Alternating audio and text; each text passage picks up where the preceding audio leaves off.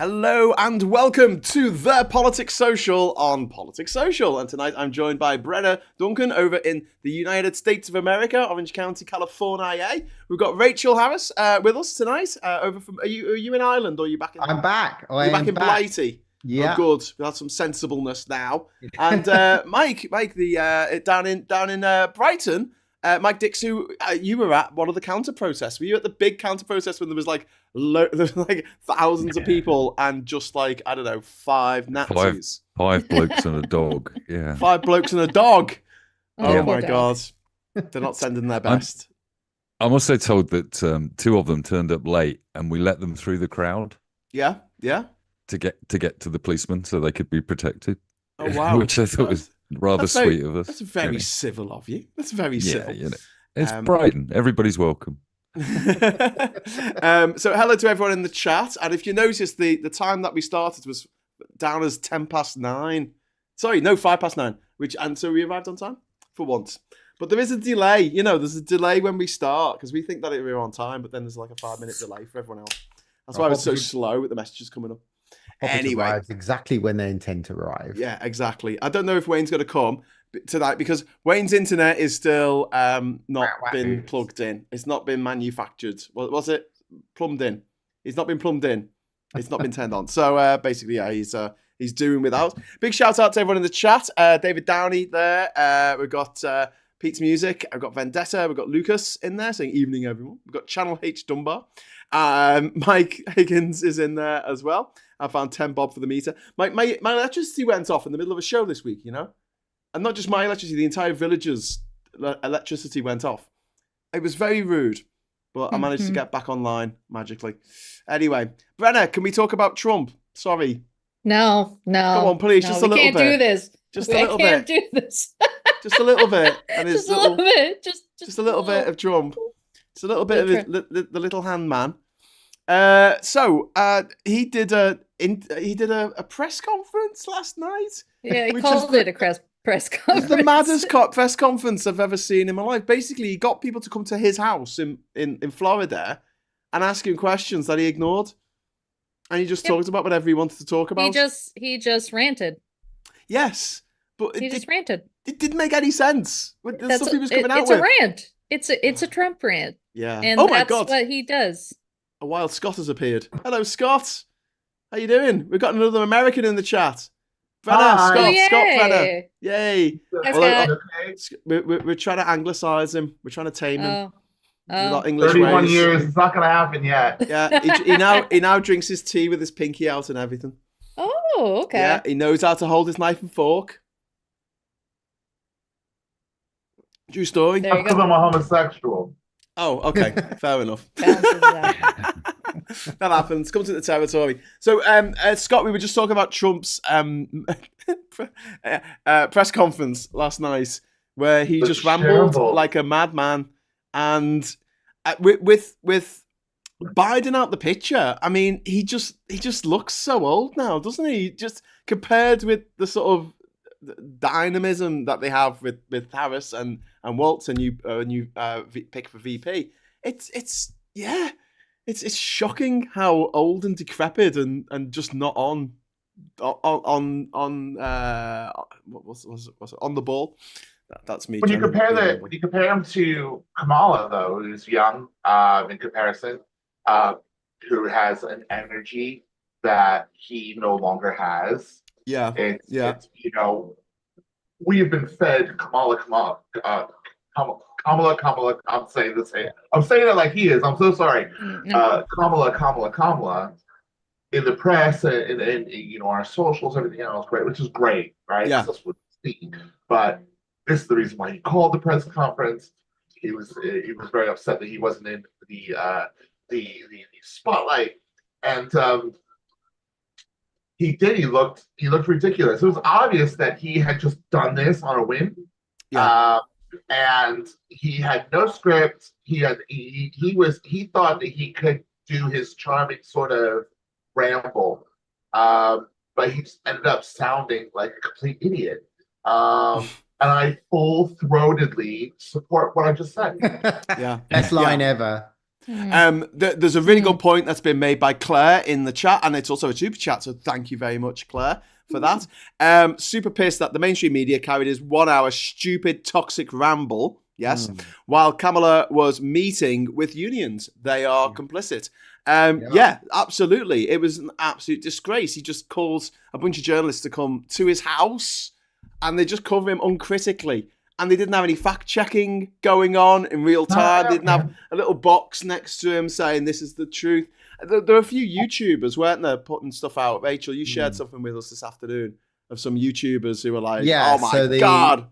Yeah, so as I said, the equivalent of us, Mike Figaro and all that, and Matt, what's his name, and they're all streamers who get together on a Thursday night and they look at, and they were watching a lot of that speech live, and so the bit of Deep Throat, they were all laughing, and Mike's gay guy, so he was really I can't fucking believe he said that. He was laughing his head off. Full-throated support. Full-throated support. I mean, I've heard the term before. I've tried the term before, but I think that it's not a term that I don't think that was what he meant. Was it full throttle or full? I don't know what. No, full-throated is a term called full-throated. I think it's it's like you give everything very in your highly bored to speak. But the way it came across, it just sounded like a bad blowjob reference. It really sounded like a bad blowjob reference. Yes, indeed. Punninator, talking of puns. Thank you very much for the super chat, mate. All we need to complete Scott's British transition is to have him instinctively join a queue, complain about the weather, and answer everything with sarcasm. I do that anyway. What a great question that was. See, I'm a Californian. That's actually us. Like, how do you complain about the weather? It's like sunny every day. If it gets 2 degrees above what it's normal, then we complain. If it goes 2 degrees below what is normal, we complain. Oh, you're in trouble for the next few years then, aren't you? Oh, yeah. No, it's getting worse. See, I can complain. I can complain about the weather too. Yeah. At least we have sunshine. I will complain about the weather in a queue in the rain with a crumpet in my hand, okay? And a latte. More British and free healthcare. Yeah. It's a British thing, isn't it? We've been moaning. Sorry, I don't think a latte is very British. It should be a cup of tea. What are you talking about? Everyone drinks latte. No, because we have to. Because when you try and buy, when you try and buy a cup of tea from any of those American fast coffee chains, they can't make a cup of tea. They give you some absolute dishwater. It's embarrassing how bad the tea is, and you're like, "Oh, you're making me drink." Did I ever tell you about the time I was in Beirut in Lebanon and I went to a coffee place and asked for a cup of milk tea? God, I'll never do that again. I got a glass like this, like a glass, right? Oh, imagine that filled with lukewarm milk, right, with a tea bag next to it on a saucer. There you go. I was like, what am I supposed to do with this? Can I borrow a kettle? Can I boil some water? What? But yeah, simplest thing. I should have just had a bloody coffee, shouldn't I? Well, let me listen. Right, just get a latte. Everybody knows what that is. Well, no. When I was in Italy a few years ago, me and my girlfriend went into this cafe and we said, "Can we have 2 lattes, please?" And they gave us 2 glasses of water. 2 glasses of milk, because it just means milk. Milk. Well, they're close. It's latte macchiato or something. Macchiato, Mantabilla. I think that's a different drink, isn't it? No, apparently there's some other term for it. Cafe latte. Yeah, you got to say cafe latte. There you go. Yeah. Coffee and milk. Or they just think you're asking for milk, like a massive weirdo or a cat. One of the two. Yeah. Indeed. Anyway. But the Brits always moan about the weather. I mean, it's like the last month I've had people going, "It rains all the time. It rains all the time. It's just meant to be the summer. It rains all the time. It rains all the time, doesn't it? And now we're going to get 2 days of heat. It's really hot, isn't it? Oh, I wish it was cooler. But Blake, you've been moaning for a month about the bloody rain." Mm-hmm. God. Same. 2 days of 30 degrees. Whoopee. In London, it has been sunny. Today has been sunny. Yeah. And about 24, 25 degrees. Yeah. It's like it was literally perfect. I mean, that's what every English person wants the summer to be for 3 months. And Yeah, I have a friend who's a bit of a climate I concur. denier who says to me, "Oh, they say there's global warming and there's, climate But why is change. that winter? But If it there was global rains. warming. It rains all the time, Rachel. It just rains." And yeah, that's climate change, mate. Why do all your friends sound like Peter Cook? Why they all sound really Those lobsters. I've only got one impression. It's very good. Dark 4x4 in the chat is saying, I'm in Scotland with espresso and haggis. It's lovely. No riots here. I was in Scotland last week. I had a deep fried Mars bar, no word of a lie, and it was wonderful. And I also had haggis fritters, which were really good as well. So yeah. I have not. I've had haggis, but I've never been to Scotland. And I've never been? No, not yet. And I've never been to... Scott, come up. We're on the way. Because we're in Durham and it's on the East Coast Main Line. So you can have a couple of days in Durham on your way up to Scotland. You gotta go there, man. Loft apartment. You might never go back. You might never go back to horrible London. If I go to that loft apartment of yours, I'll never go anywhere, will I? Oh, this one. Yeah. I had to ditch the green screen the other day when the internet went off because it was on my phone. So I just got rid of it and I realised how tatty the wall is there. Literally ordered some paint the next day. Because I do watch what you do on YouTube, right? And so I really do have it in my head that is what your house looks like. And I know if I ever come over, I'm going to be so disappointed. Like, where are the lights? Where are the bricks? Where are the windows?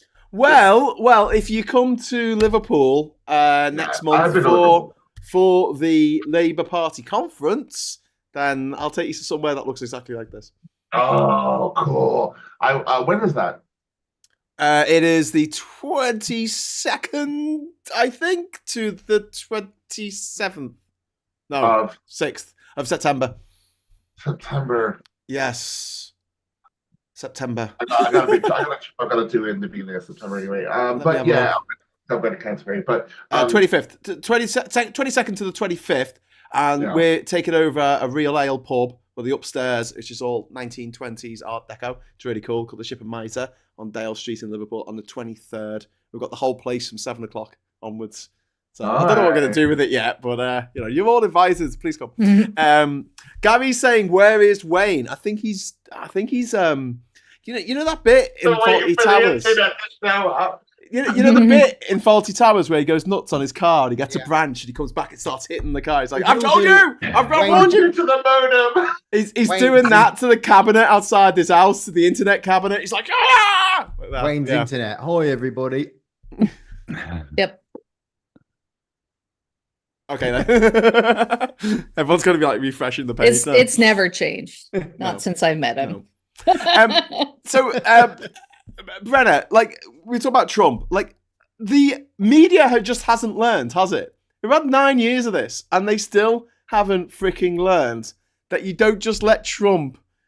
One does not simply let Trump on the TV to talk shit without completely unchallenged. I was watching MSNBC. I know I told you guys, but out there, Ari Melber, on his show, it was like the press conference just stopped and everything. He's like, "Well, we're reviewing what he said, but we'll let you know if he said anything important, but there isn't any."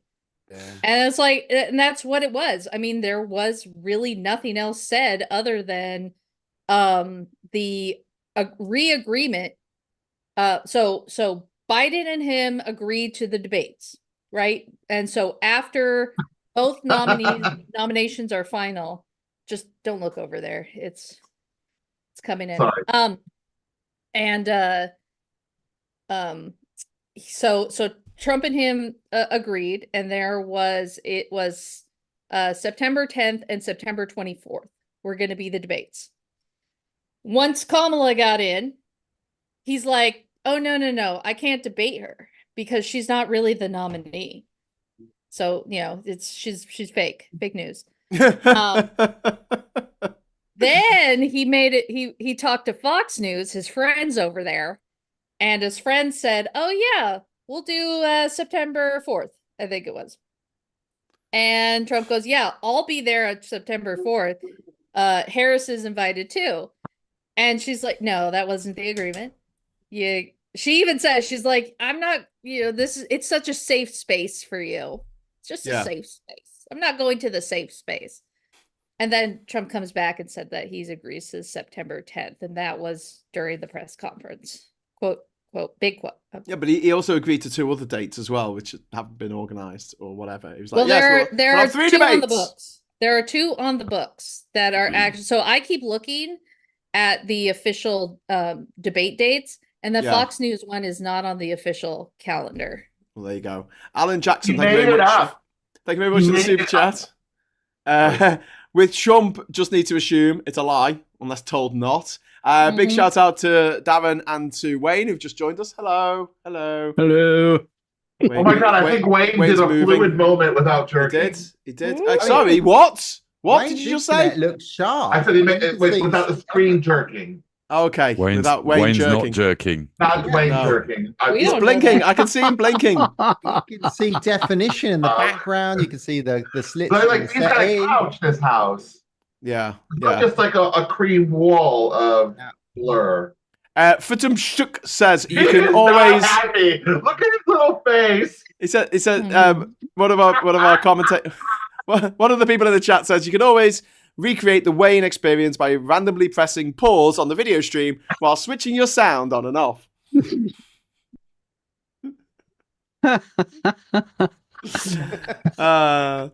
Anyway, Vendettas. The whole Fox News thing. He made that up out of thin. He pulled that out of thin air. Do you think he'll turn up? Because we've got Vendetta saying he's not going to turn up to this debate. Do you think he'll actually turn up? He really doesn't have a choice. But if he does, it wouldn't be a surprise if he doesn't. But it will look really, really bad if he does not. It will look bad. Yeah, because his poll numbers are slipping, so he has to.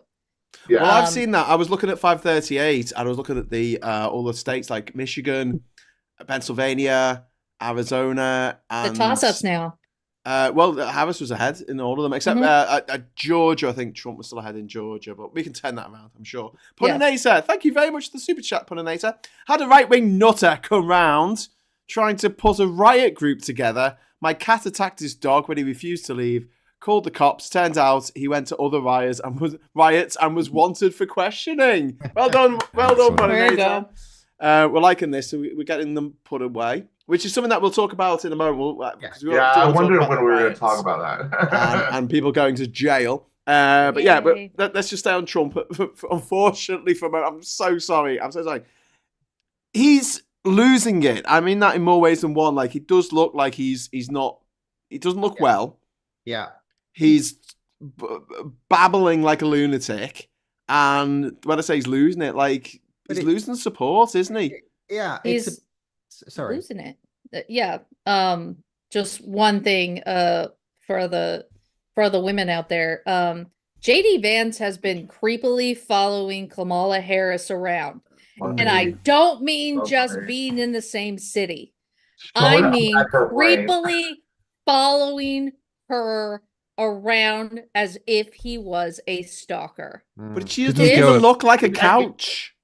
Didn't he go up to her aeroplane and say, I'm just looking over the plane I'm going to be using? Yeah. Oh, yeah, Air Force 2. And he's like complaining, I'll talk to you guys because she won't. And it's like, she actually just did. You were just not there. And what's really strange is is like it really plays into this narrative that what I understand is going on in the States right now is the Republicans are weird. Yeah. And he is literally walking that. Yeah. He is living and breathing that. The Lincoln Project just did a short clip yesterday with him, just his laughing, his weird 3 sort of this is Mountain Dew, and they've just clipped them all together, and it's really super. It really. What is up with the eyeliner? Now I don't have a problem with men wearing makeup. No, me neither. Don't do it. Someone said that Tim Waltz was the only candidate. Don't do it so bad. Yeah, Tim Waltz is the only candidate who doesn't wear makeup. Not wearing makeup. Yeah. Christine in the chat in the agenda this afternoon. I can't remember who it was, but they said, you know what? If his kids asked Waltz to, he would. because he's that kind of father. Oh yeah, I'll put it on, kids. Oh, what the walls? Walls, yeah. Yeah. That's cool. And he certainly would style it out. This guy isn't styling it out. He thinks no one knows. Do you know who Tim Waltz reminds me of? Ed Davey. Yeah, you know, like the videos of him on a roller coaster and stuff. Tim Waltz done that. Well, what I see that's making him so sorry, Brenna. What's making it when I see, I just this is me as an American looking on the outside in. Yeah, he is an every American man. He is. Yeah. He is your dad. He is your next door neighbor. He is the guy at the grocery store that reaches something for you. Big dad energy. Yeah. He is really giving all of that. And everyone in normal people of America, the not weird ones, all relate to him because of that. Did you hear a lot of children of MAGA or maggots have been saying that he reminds me of my dad before he started watching Fox. Yeah. Oh, right. Oh, that is a beautiful turn of phrase. And that will steal those kids to vote for them because but it's clever as hell if it was planned. But if this is as organic as it's coming across, then it's absolutely genius. It's good because obviously we know that Vance's sort of background is a bit Peter Thiel sponsory, lots of money trading. Whereas this guy knows how to take a carburetor off a car and service it. He knows he is one. He doesn't own any stocks or shares at all. No, he's an honest Joe, right? He knows his Webers from his Delautos, from his Solexes, from his Nickies. Yeah, he is a literal all-American. He is next door neighbor. But he's the guy across the road that's up at 9:30 at night with the garage light on, doing tinkering with his car. And everyone knows that guy. Yeah, it's perfect. Rachel, I told you my dad had a carburetor shop when I was growing up. It was called Get a Better Carburetor. Love you, Dad. Christine Cash. Do you agree with what I'm saying? Sorry.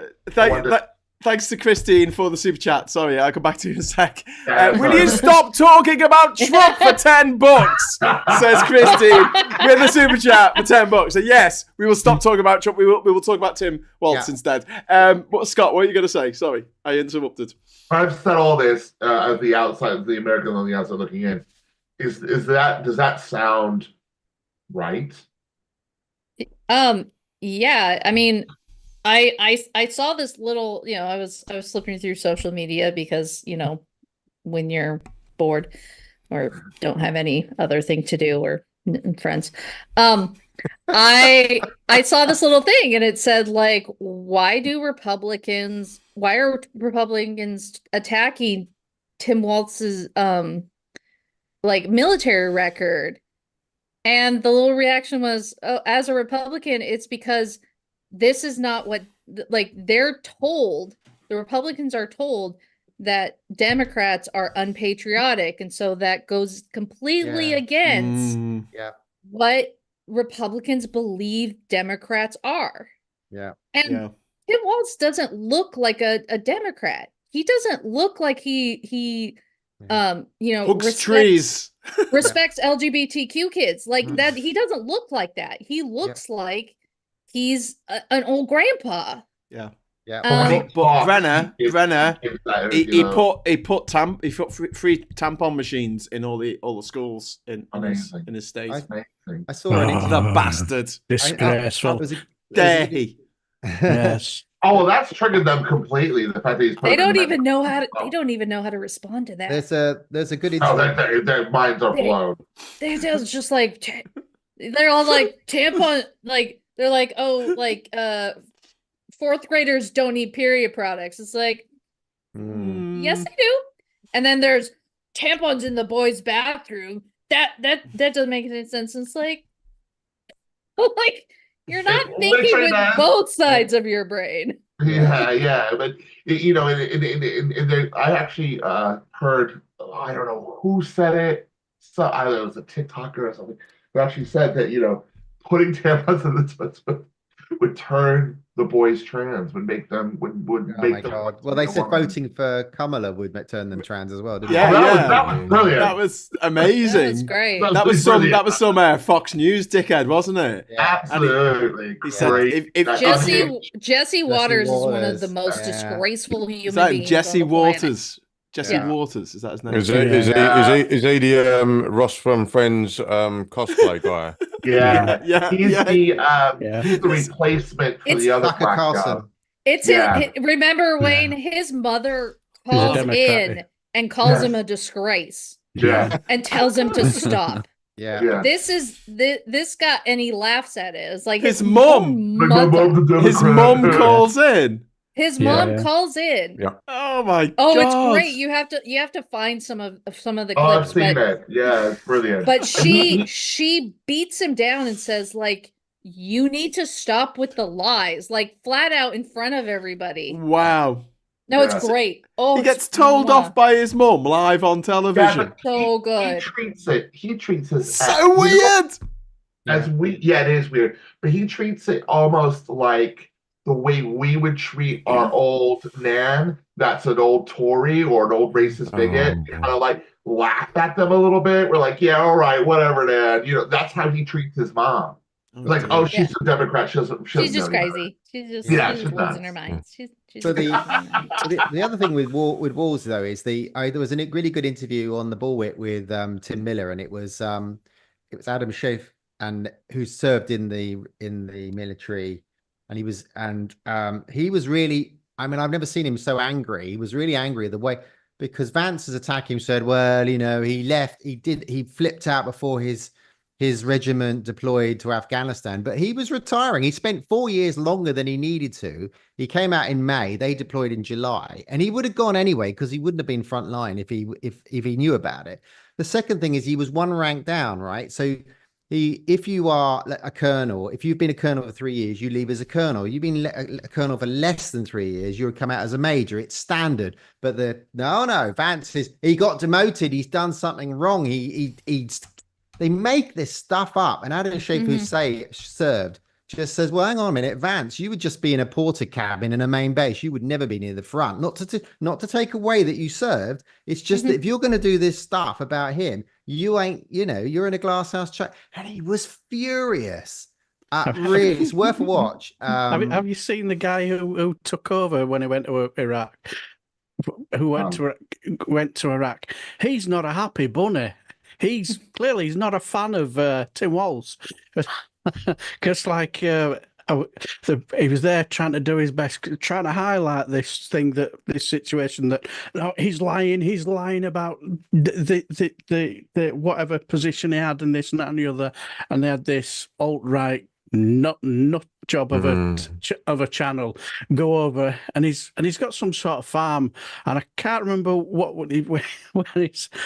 But he just seems to spend his life mission just to try and get rid of Tim Walz, and it's hilariously funny. But why is military service so lionised within right-wing circles, in the sense of, oh yeah, you served, thank you for your service, all that sort of caper, and then what we're talking about right now is, but you didn't really serve, though, did you? You got demoted. What Wayne said a minute ago. It's literally that. Wait, Graham. Sorry, Graham said that they can't fathom that a Democrat would be patriotic enough to be. It's like Johnny Mercer in the Tory party had the same kind of stat, didn't he? Yeah. You're not a proper soldier to the other guy. But it's unpatriotic to be a Democrat, which means you didn't actually do your patriotic duty. And that you got out of it somehow way. Yeah. Oh, you changed somehow, and so you're no longer patriot. You no longer fight for your country. Because you're a liberal, you're a namby-pamby, you're weak.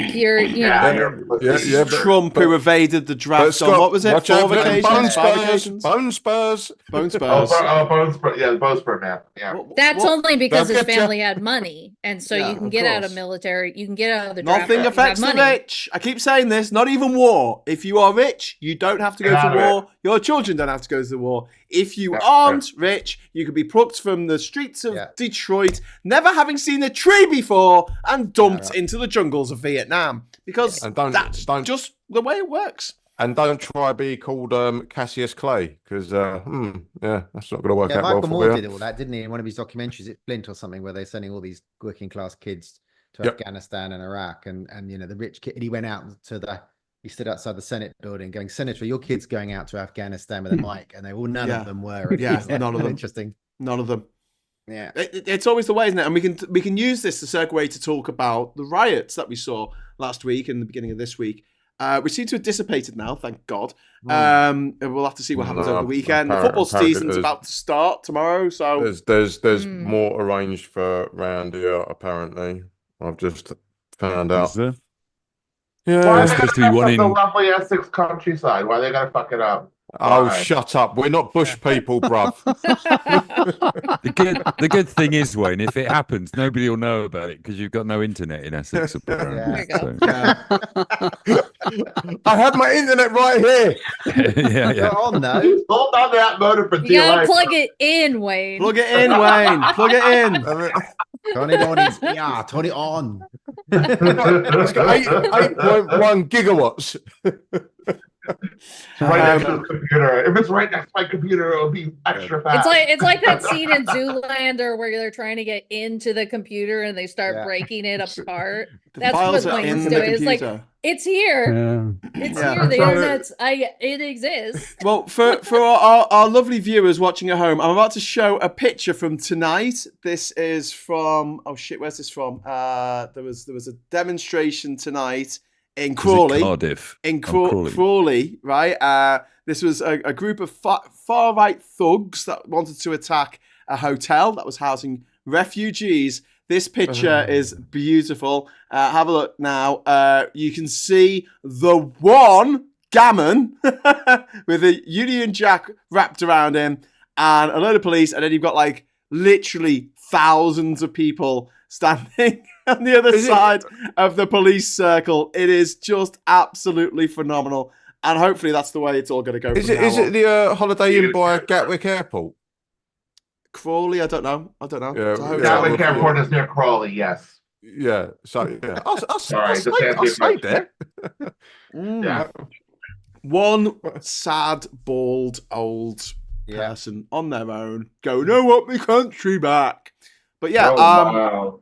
I mean, the scenes on Wednesday when you had thousands of anti-fascist protesters out on the street and a small group of lunatics. Mike was there in Brighton. Tell us a bit more about what it was like, Mike. Did you have your sign that if you're here for Pride, you're 3 days late?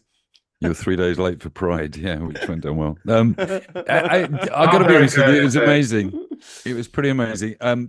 Because I found out that it was happening through a sort of local WhatsApp group of neighbours on Sunday, and we started talking around what we were all going to do. And I turned up at 6:30, like an hour earlier than the racists were supposed to be there. And there must have been 1,500 people, 2,000 people in the streets. There's samba bands.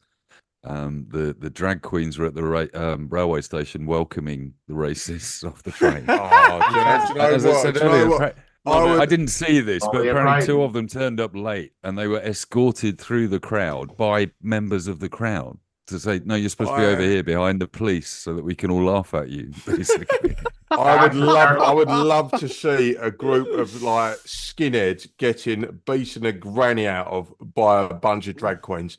That would be hilarious.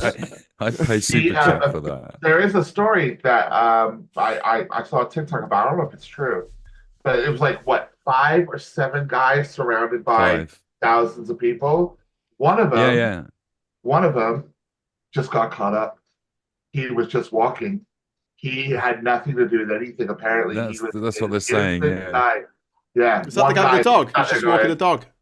Yeah, he was literally coming home from work. Yeah. No, there was a guy with a dog in it, and I posted about it, and I didn't have enough letters on Twitter to say that I didn't think the dog was racist. So typically, you never know. Typical of Brits, I got more trouble for saying that I thought the dog was racist because I said 5 blokes and a dog. Right? So everybody's piling on me. But actually, it proves something about these guys because they had it on a bloody choke chain. And, Oh, and shit. the dog was going mad because it's got this big crowd around it, and the guy is just yanking this chain. And you think, honestly, if there's a reason to get arrested in Great Britain, Dogs it's can treating become a dog racist. badly, basically. You know, you can train a dog to be racist. Yes. Yeah. Lots of people told me on Twitter subsequently that their dog is a racist. Yeah. So yeah. Lovely. Mhm. Yeah, so well, Or that's when you what do we're the, proud you of. know, well, it's also nice when you do the shake the paw thing with a dog. You just make it go a little higher, if you know what I mean. Do that. It's just- Who was that guy? Who was that guy that made it do that? Yeah, I know him. I think you were a Scottish guy. Yeah, no. Yeah. But He ran for he UKIP with the went Sargent of a viral Cat, and he didn't got he? like Did. proper famous. Yeah.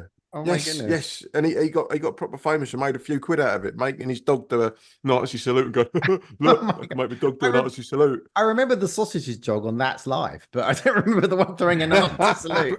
Brian, the dog in Family Guy, he's racist. Oh yeah, massively. Yeah. Do you remember when they did the OJ Simpson thing? Him and Stewie. No. You know what? They took that show and ran that show so long. It's almost like The Simpsons. And if you didn't see the episode, you probably will never find it. You will never see it. It's one of those. So basically, you've got Brian and Stewie sitting on the sofa watching the OJ Simpson trial result, and they say Right. not guilty, and like Brian's like, yeah, and Stewie's like, no. Yeah, I lived through that. So yeah, I was in high school when that happened. Yeah. I was in America when that was going on. It was awful. Were you? You in America? I was only there for a couple of weeks. Did the glove fit? Yeah. That's Are right. you?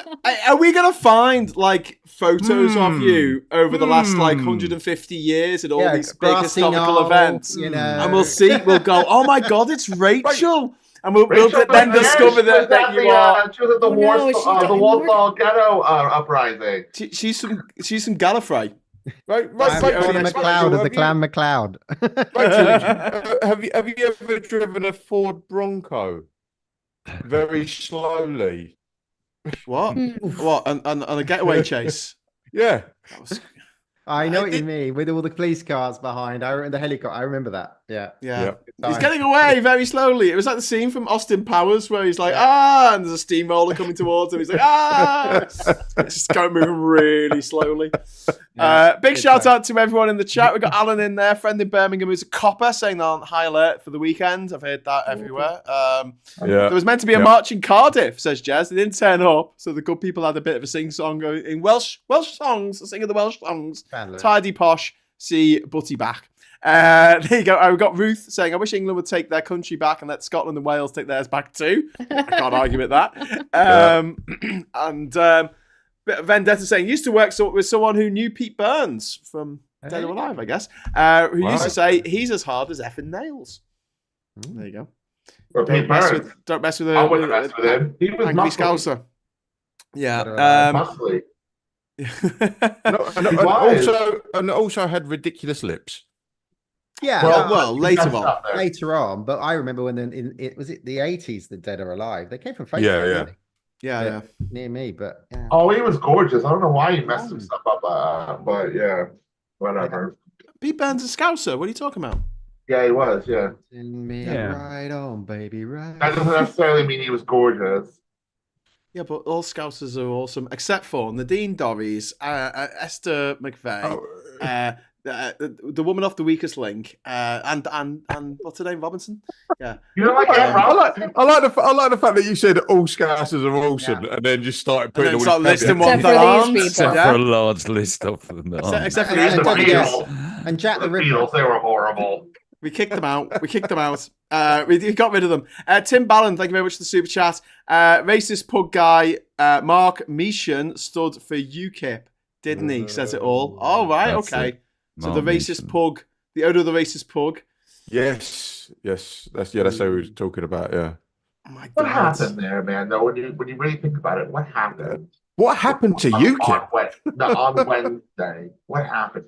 It was all these sort of like lists of places, immigration, lawyers, offices that were going to be protested at, but none of them showed up. Yeah. And This is everybody else did. So it makes me This- wonder whether this was, I don't know, maybe got my conspiracy hat on. Was this a reverse psychology? Was this a, Yeah. We wondered that in the crowd as to whether we'd all been played in some Yeah. way. That, Yeah. and I got to be honest with you, I did have a word with a few of them. There were a lot of people wearing, hoodies and masks and combat trousers and whatever, Oh, and Jesus. groups of them. And I said to them, guys, this is really shit optics. You don't need to be here. There's 5 guys and a dog being protected by 30 coppers. You don't need to be photographed here, Yeah. So I think they might have been just trying to flush out left-wing trouble and pro-Gaza trouble, basically. Oh, okay. So you think there might have been some agitators there just to try and sort of because get I mean kick off. the office in Brighton. I went up on Monday to go and find out where it is. Literally, it's at the end of my road, up near the railway station. And it's in a Regis office on the 4th floor, hidden behind the Regis reception desk, and the asylum solicitors had merged with another firm of solicitors who'd moved office. There's no signs up. There was no way anybody was going to find this office. I felt quite proud of myself that I'd managed to get in and find it. So it was a useless place to do it. It was just designed to block that main road and hold up all those buses and shut down all the shops. The shops around me, the whole of Brighton shut down from 4 o'clock in the afternoon. Yeah, I think all that's the the word all that of the we're getting. restaurants. That's the I've word never we're seen getting it around Work so now. early empty. in London. People were leaving work early in London because they thought we heard there was going to be trouble in Whitechapel. There was going to be trouble all sorts of places in the East End, and I don't think any of that really materialized. There was a big protest in Walthamstow in the East End, but other than that, not in Croydon, nothing happened in Croydon. There was loads of places in Croydon, nothing happened. But All this to go back to Mike's point and kind of link the two together. I think there was a lot of people online agitating towards heavily Muslim populated areas to say, oh yeah, there's going to be stuff kicking off here, and nothing kicked off. But it was just a case of let's try and make something go off here, and then we can feed the narrative of look at all these horrible Muslims doing bad stuff when everyone was just chill. Yeah. We've got a super chat come in. Thank you very much to Tim Ballon.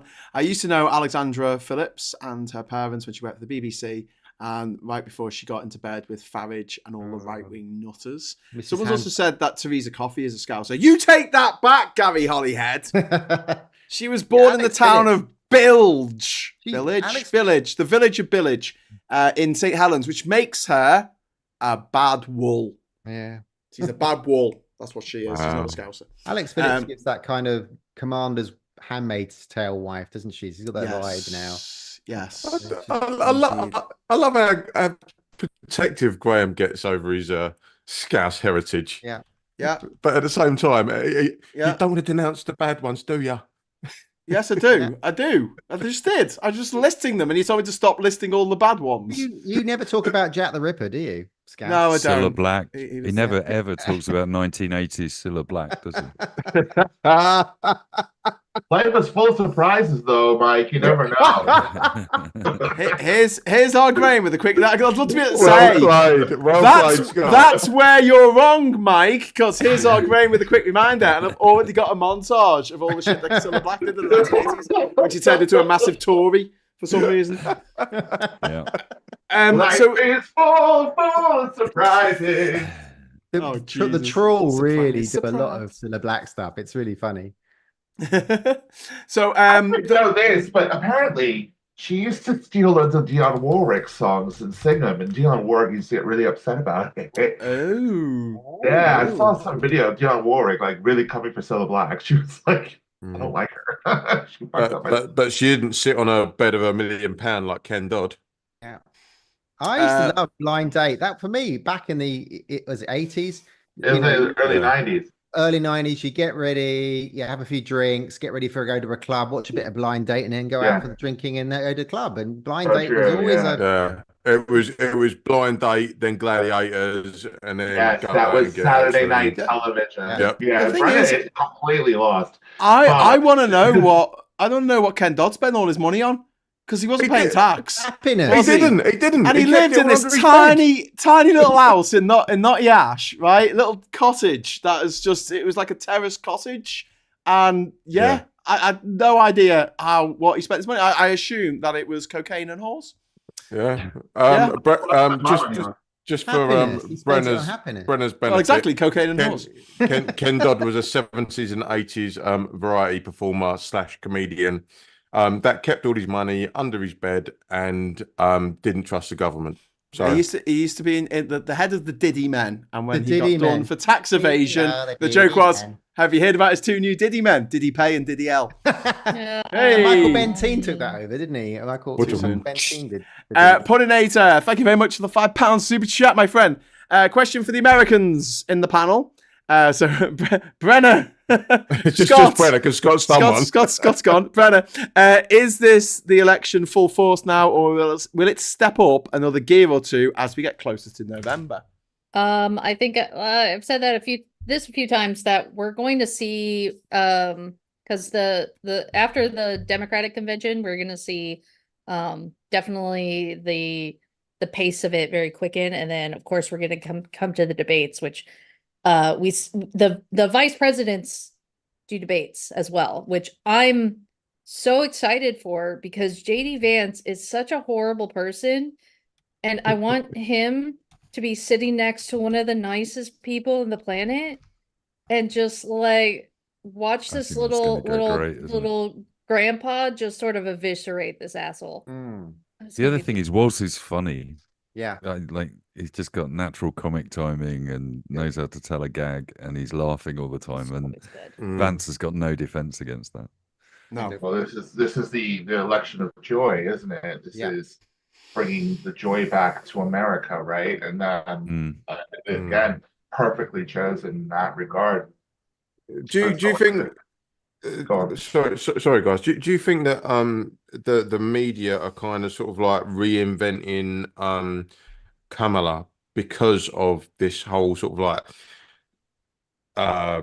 Biden sort of stepping aside, because she was never really spoken about whilst he's been president? She's just kind of been like this sort of background noise, and now all of a sudden everyone is sort of like blowing smoke up her bum and saying she's this and That she's is that. what the vice president is supposed to do. No. But what I'm saying is, Background. no. But what I'm saying is, she's beforehand she was known as America's cop, wasn't she? And that's why she was not liked by a lot of people, especially on the right.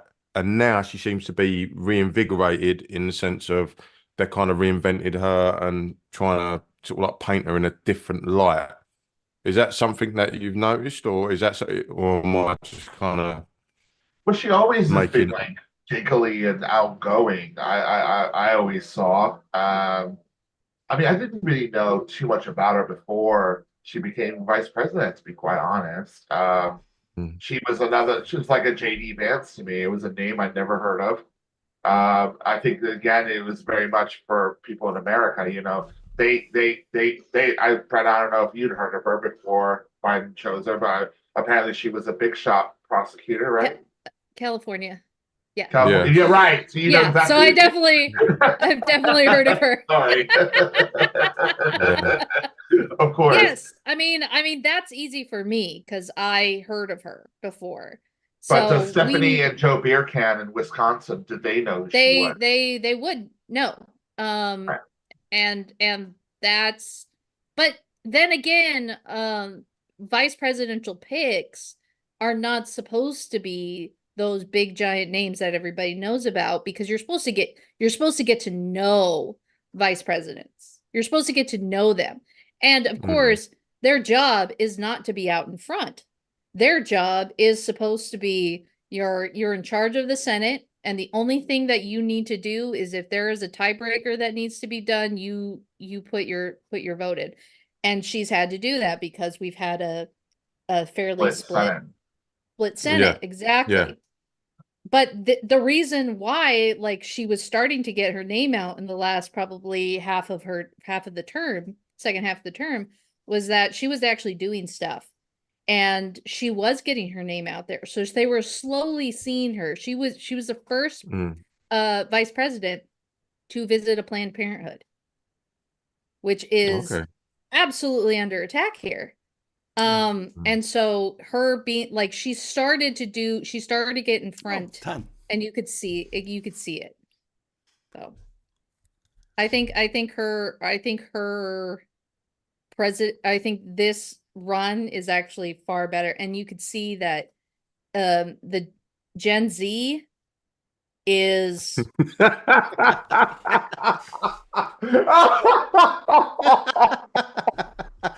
Mike, that's terrifying.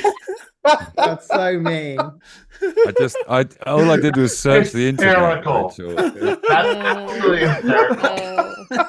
I knew she was there. Googled it. I knew I'm just she was there. Googling. You know, I'm asking questions. Bruv, It's- well I'm asking played. questions. I'm just saying. Mike is raising There's gonna be a- legitimate concerns. There's going to be a whole series of these now, isn't there? Like the There is. Hindenburg disaster, and Rachel's just going to be there. Yeah. There's Rachel. Have you got the If one you with me look on the at- Hindenburg? The assassination I'll try and- of Abraham Lincoln, and just sitting there Yes. watching it. You carry on. Watching You it guys in carry on theatre. talking. I'll try JFK, and there find she it. is, waving. Yeah. Yeah. Yeah. The No grassy, flag. grassy knoll. Grassy knoll. Hello, Tan. Hi, Dan. Dan's here. How you Dan's doing? like, what the hell is going on? Yeah. I'm in the middle of an in joke. You'll hear it later. Well, the theme I'm getting is that Rachel was at every disaster that's ever happened. Yep. Well, yeah. Throughout history, apparently. Pretty Possibly the cause of. If you zoom into the footage of the Challenger disaster, you see her coming down in a little parachute. Like Quantum Leap or something. I'm pretty sure she Quantum was Leap got evil. That's so traumatic. There you go. I'm also pretty sure I saw her driving the Titanic. Yeah. Yeah. Yeah. Why Pop is that one under. You can't bring up She's got a Challenger drink in her Challenger. hand and the steering wheel. Iceberg dead ahead. Iceberg, you say? Fuck, Hey, man, I I'm going need through ice it. for my drink. Can we get closer? Yeah. So You can't gross. bring up the Challenger to people like me. That is a traumatic experience, okay? I was Yeah. trauma. Literal trauma. You have no idea what that's like. So it was Well- shown live in every school in the nation Oh my goodness. Oh yeah. on television. Yes, live. Oh, the Challenger Was disaster. that Yeah, the Challenger 1987, disaster was wasn't it? shown live on television in 1986, I every think. school class in 86, yeah. America. Because it was on Newsround in the UK, so we were watching just kids' TV, and there was a kids' TV show at the time called Newsround where they did news for kids, and remember. that's where it was announced on Newsround. It was like, and all those kids were like, No, "Do we you know watched it rockets are cool?" live. Yeah. We watched Oh it my live. God. Look at the teacher go to space. Is the Yeah. teacher still in space, miss?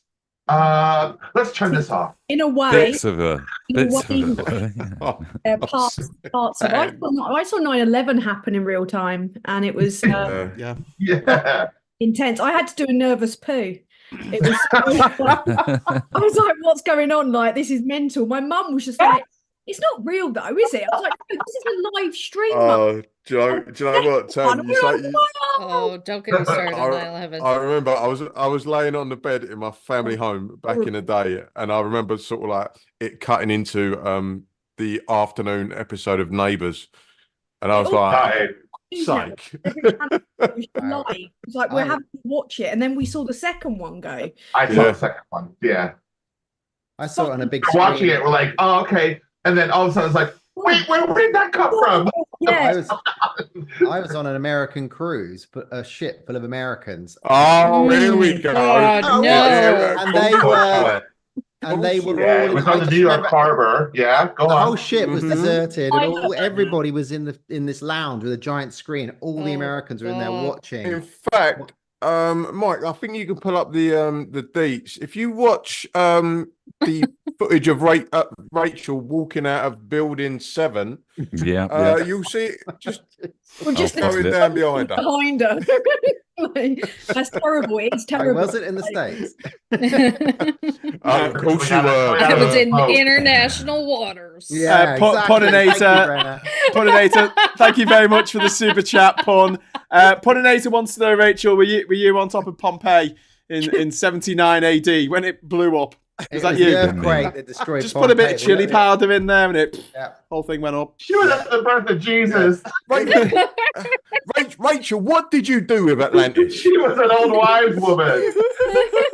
On the night of Brexit. He's not the most Oh. Whoa. I remember. There's her I stuff in the remember. ballots again. That's Rachel Farage. Oh god, No, don't say. No, don't say that. that's a horrible thing to say. Yeah, Wayne, take that back. I don't mind the train traveller thing. I've gone too Yeah. far. Yes, Wayne, you have. You've gone too far. 9/11. You're the one with 9/11, two that's bloody fine. Reform MPs, mate. Oh, Yeah. Watching 9/11's Troy, one and thing, all of a but- sudden I saw Rachel in the background. Yeah, to be fair, Savage. to be fair, I've got one of the refuck MPs as my gaffer around here now. So. Oh my god. Is Does. it the posh one, the working Hey. class one, the wife beater? Which one is it? All of really the bad above. girl band. All of the Okay. above. It does. Alright. It does sound like a kind of Tice, like the Tice girls. Yeah. Oh, very Oh, good. I like that. That's very yeah. Well, having that. So let's talk about Farage for a minute. Well, fuck. Just for a minute, and then we'll Why? move on to something else. Why Uh, are you he- torturing us, Graham? He's being attacked from all sides at the moment because all these people who voted for his stupid party are now like, "Hey, what are you talking about?" And he's dumped Tommy Robinson in the shit. So Tommy Oh. Robinson's goons are now going, "Oh, we don't like you anymore for that." Oh god. Oh, Congratulations. Nobody likes Farage. They are eating I watched- themselves. It's great. I watched Come on. Steve. I watched what's his chops on Stephen Crowder's show the other day. Tommy Robinson. He was off his nuts, sweating, gurning, grinding his teeth. I've never seen a geezer more geared up in my life. He can Only afford 10 names. Me. Yeah, Sorry. just- But I no, have me. I've you've been forward. the byline articles that have come out today, like really like disturbing. They've actually rattled me because they think that there's like a kind of international far right network. It's really deep. It could be going really. Everyone's Really? gone like completely. No, silent. no, no. Wait, well, I don't know about this. Tell us. No, but it's really like dark. Like it's really and to the point where I'm almost scared to talk about it because I've had some really gnarly threats this week. But yeah, it's really, really deep, levels deep. And Tate, did you hear about Tate on? yes. No his- penis tape. No penis. It has no penis. He's like Farage has thrown Tate. It's like the Spidey Man gif. It's like. No, Tate- no, you. And then today Tate did a video because I'm watching them. I'm trying to keep an eye on them to see what their movements are. And then you can see that but what it all comes back to is that they're all kind of funded by the same people, like the Trump insurrectionists. Like it goes back to America. There's like the Dutch fella that was running for the People's Party that's ultra Islamophobic, that's mates with Farage, that's funding Tom Robinson. It's like they reckon there could be like a proper network of them. And and even though like Farage has thrown Tate under the bus, he's still saying things like, I think he's the best choice for Prime Minister.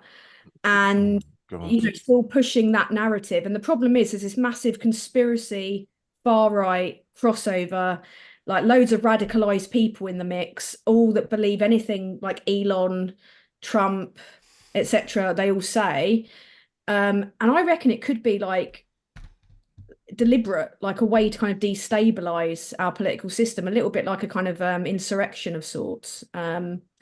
And I'm worried because the moment that you start calling it out, that's it. The threats are different to when the Tories were in power. Like I've had some really sinister ones this week.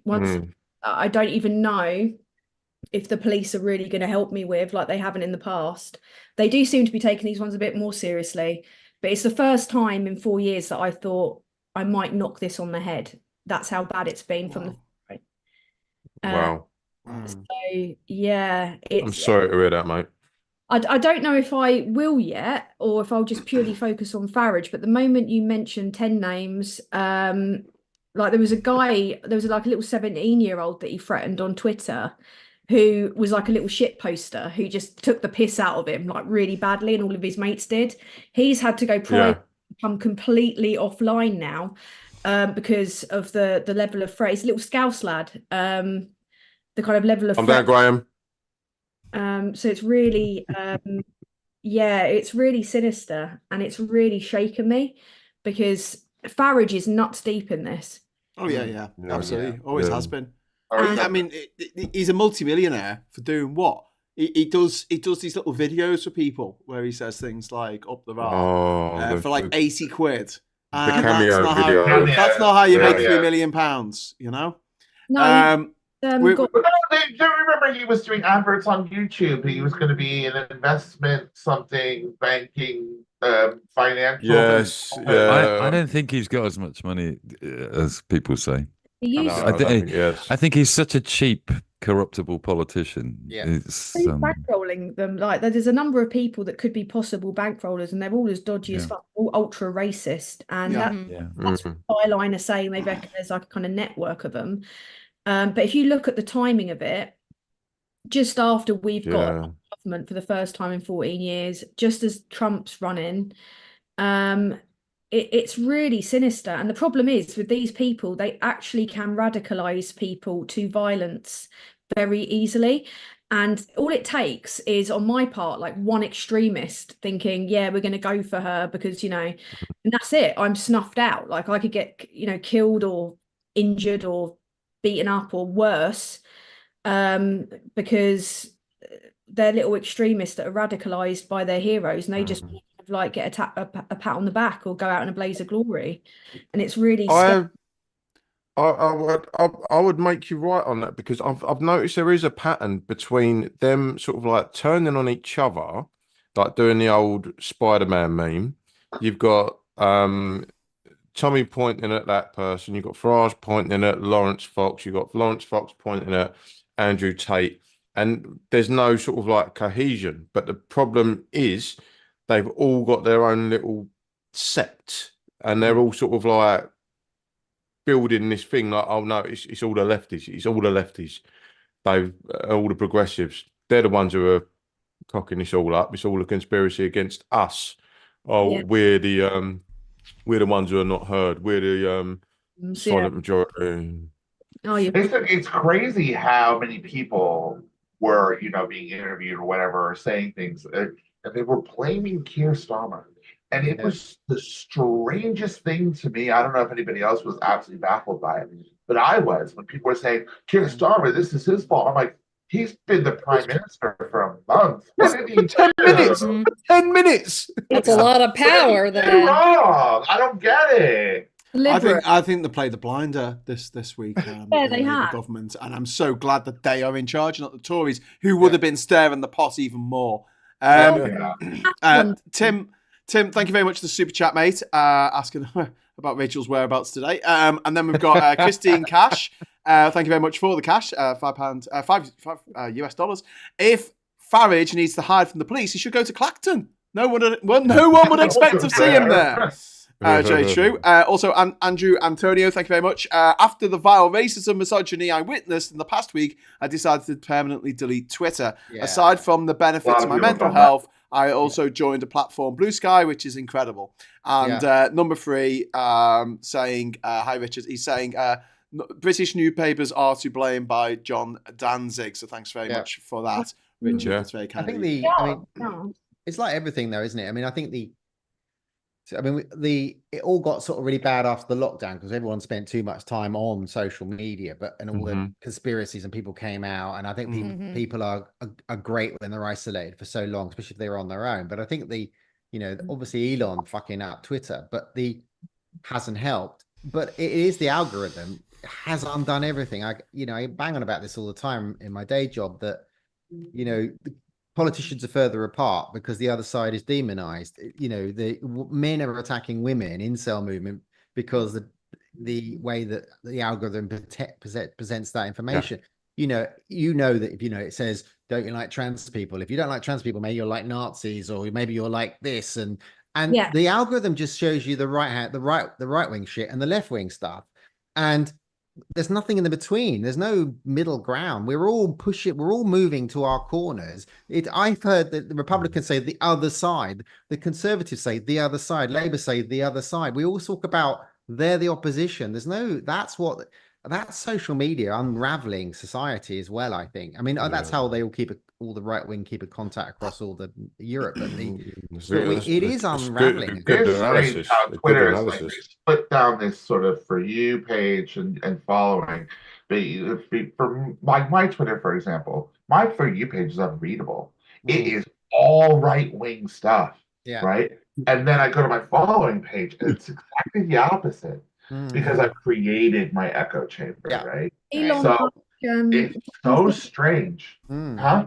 He's doing it on purpose. Like he boosted Robinson, so his libelous documentary got seen by many tens of millions of people. Yeah. He's been boosting people like Tate, and he's been hiding and just anyone that's kind of like pro Kamala and pro like I can't remember his name now. He's quite a cool guy. What's his name? Waltz, is it? Waltz or something? Yeah. Waltz. Yeah, like, and it's very deliberate. And now he's actually the owner of one of the biggest social media outlets in the world, is actively coming after a Labour politician. I don't think he'd have done that with a Tory one. And I think that it's very deliberate, and I just don't know how you solve this. Like, this is.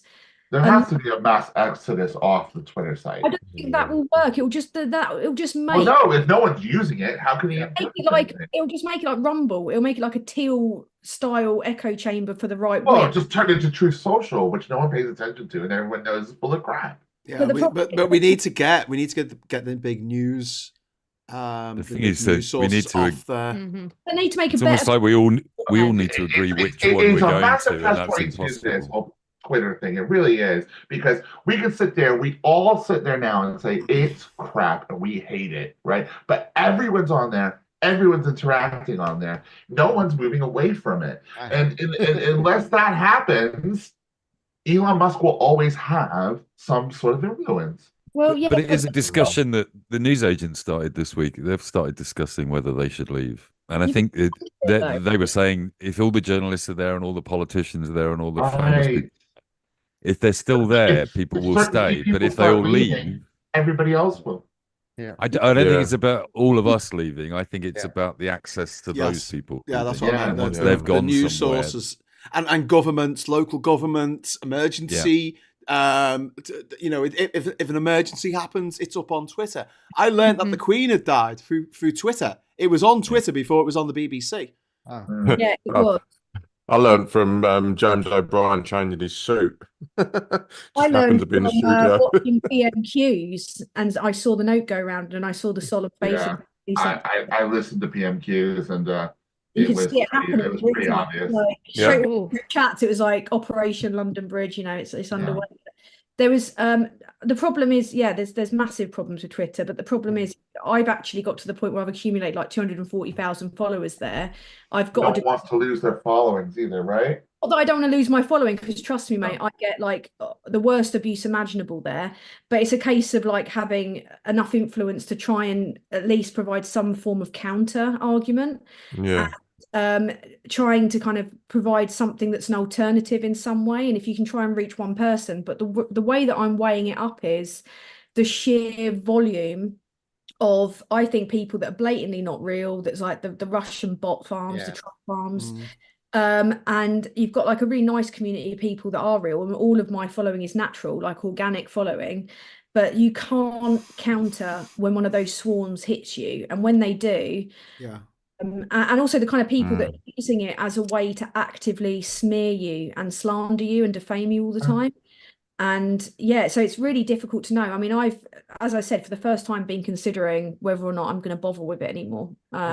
Seriously considering. You know what though? If you didn't, no one would blame you. But and I think a lot of I personally, I know it's owned by Zuckerberg, but I personally prefer Threads. Because on Threads, I only need to post stuff on Facebook, and it automatically goes onto Threads, so I have to post things multiple times. I've got a blue tick that I didn't have to pay for, and James O'Brien follows 255 people on Threads, and I'm one of them. Oh. I just don't know if there's enough. There's not enough. It's just a lot of the stuff that I see on my kind of immediate feed on there is just like people doing clickbaity threads where they just try and like influency threads and stuff, and it's not very. What's your favorite saucer? What's your favorite sauce? Is it brown or red? Yeah. That's Here's my poll. That's what Aid did this week. He asked, "What's your name? How old are you? And what's your favourite song lyric?" So I put Bilbo. Oh Baggins. my god, that's like That's old my school AOL, like ASL. I put Bilbo Baggins, 11-1, and when you finally regain consciousness, you remember that fist can also be a verb. But Tan, on a serious one, have you noticed that the grief has sort of calmed down since the election? Because I know, like, around the election time, you were getting all sorts of. It's never over. It's never over. Like from day dot, like women have got hounded off Twitter and other platforms talking about fucking decorating. Imagine what it's like a woman talking about politics. Marina's done, isn't she? She's walked. It's out there. I mean, I think that might be more, it might be more related to her, job or something else. But it's also. But to leave Twitter. Yeah, but Marina put something about not being able to tweet what she wants to tweet. Yeah. So read between the lines, folks. I don't want to comment on Marina, like she's a friend. But in terms of the general shithousery of it, it's never receded. I've got, at this time 5 active profiles, one of which pretends to be me day in, day out, and just tweet defamatory shit. Wow. And like to the point where they've assumed my identity, they've stolen my photos, they've photoshopped them to make me look fatter and older, and they've like photoshopped my face onto porn. They've, and they claim to be on the left. So both sides fucking hate me. And Twitter's not doing anything about this, is it? You report this and they do fuck all. It's never done anything. I've mass reported. This is the thing. If they tried that on Threads, I'm pretty sure that it would be taken down immediately because they come down and stuff like that. Well, the problem with Blue Sky is people going, "Oh, join Blue Sky." Went to join it. Someone's already taken my username and gone, "Ha! If that bitch wants to come on here, I've got a username." So this is what I'm up against. Like, and also it'd be like my 5th or 6th platform. Well, like Threads is connected to Instagram, so you just use your Instagram handle, which is Super Tansky. It kind of imports stuff in there without me kind of giving it permission to, which I'm not. Oh yeah, it did that to me the other day. I put a friends only post on. It was a good job that it wasn't anything a bit more racy, but it was just a picture of me and my mum. But it was a friends only post, and it came up on.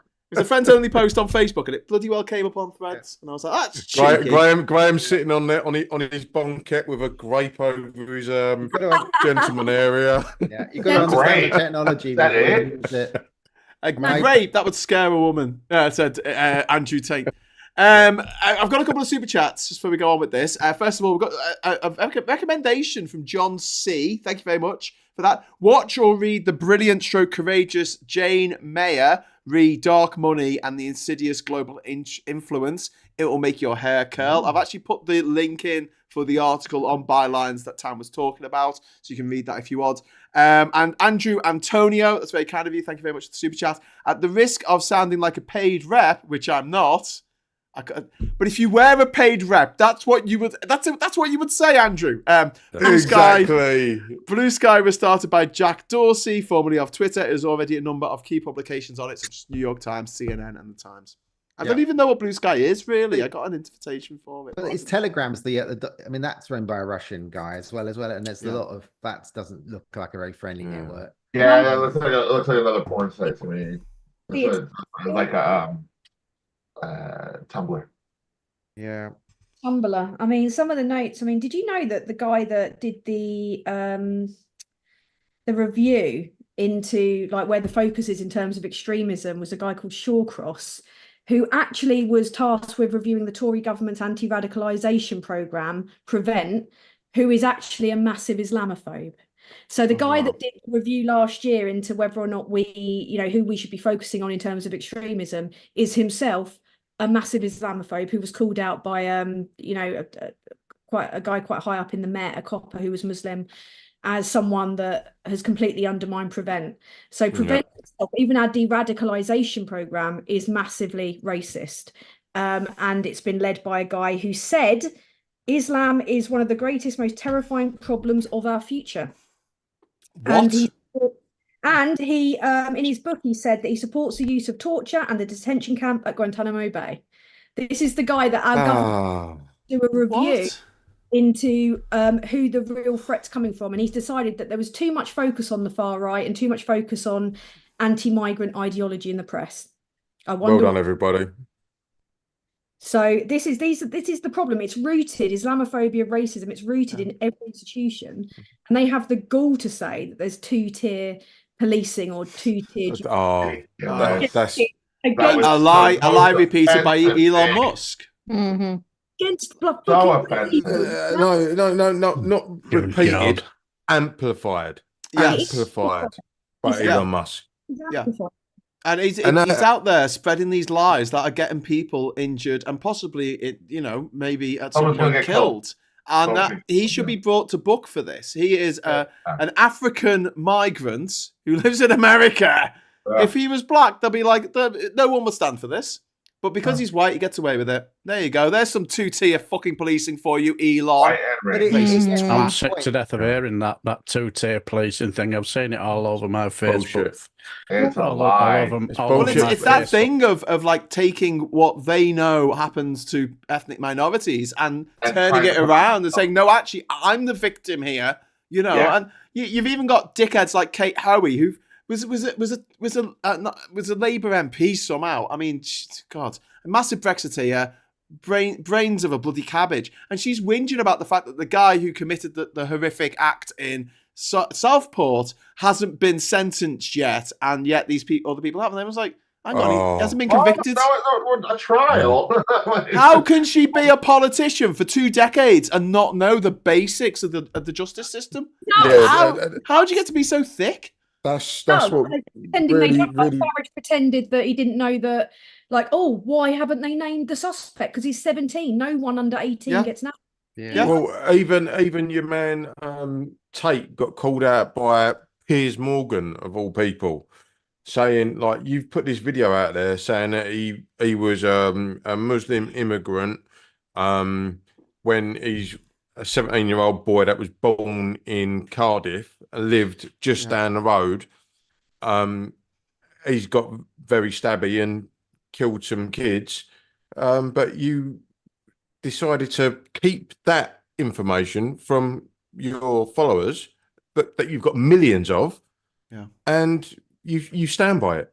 You've literally put it out there. You've not retracted it. You've not said. Well, Farage responded to it. When he was asked by Tom Swarbrick this week who he got his information from. He name checked Andrew Tate, a guy who is he's standing trial for sex trafficking. A guy who is You can't write it, can you? Just in terms of conspiracy theories, how about if they're all funded by the same people, but they're actually in competition with each other, and that's why they'll throw each other under the bus all the time. It's all capitalism. Right. Mike, it's not like they're working as a team. It's just like they're all getting the same money. Are you suggesting that this is some sort of right-wing cock measuring fucking exercise? Yeah, every week. Well, Andrew Tate's not going to win that, is he? Bonus. No. There's a cash bonus paid on a Friday for the number of outrageous tweets that you've sent. Optimistically, right-wing governments always eventually fall because the ego is as bad as the need for greed. And they always, it's like they were saying on the right, is it like 30% of the European Union, is right wing, but all three groupings, the two groupings don't like each other, the French and the Italian lot. And then you've got all the independents. They all really fucking hate each other. The egos, they could never collaboratively get together and do anything. And that's the strength, at least, that most of us who are progressive or in the middle do get on. Look what we did on the streets today. We're always going to rise up against it. And I'm more optimistic. Yeah, they organize. Yeah, they're all on fucking Twitter talking to each other on their direct things. Yeah, and Byline Times are right. That is organized, but they haven't. And then all the media pumps this shit out. And but they had to bus in their fucking rioters into these towns. And people rose up again. I still don't think there's many. They want you to feel powerless. They want you to feel that you're not in control.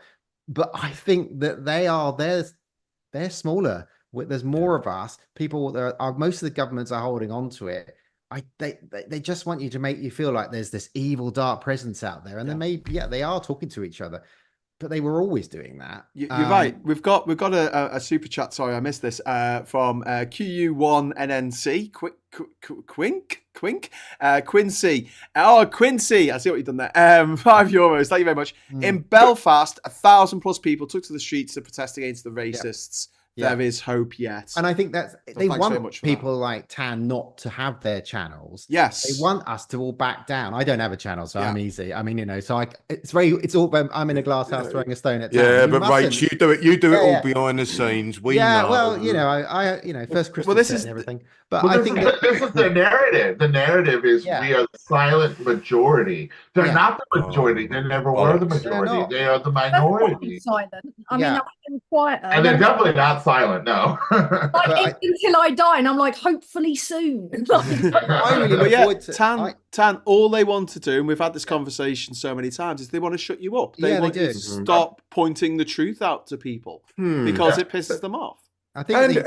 And why do they keep going on about cancel culture? Yeah. Well, trying to cancel everyone. I mean, if I too, and it's like, mate, you've laid into Just Stop Oil for standing in the road. You're standing in the road now. Like, oh my god! But I think if I was you, Tan, I mean, you got two. You could always tell people in a year's time you're moving to Threads and start to get your followers over there, and to carry on. But when I was on Twitter, which is 2 years ago, I used to get pylons all the time.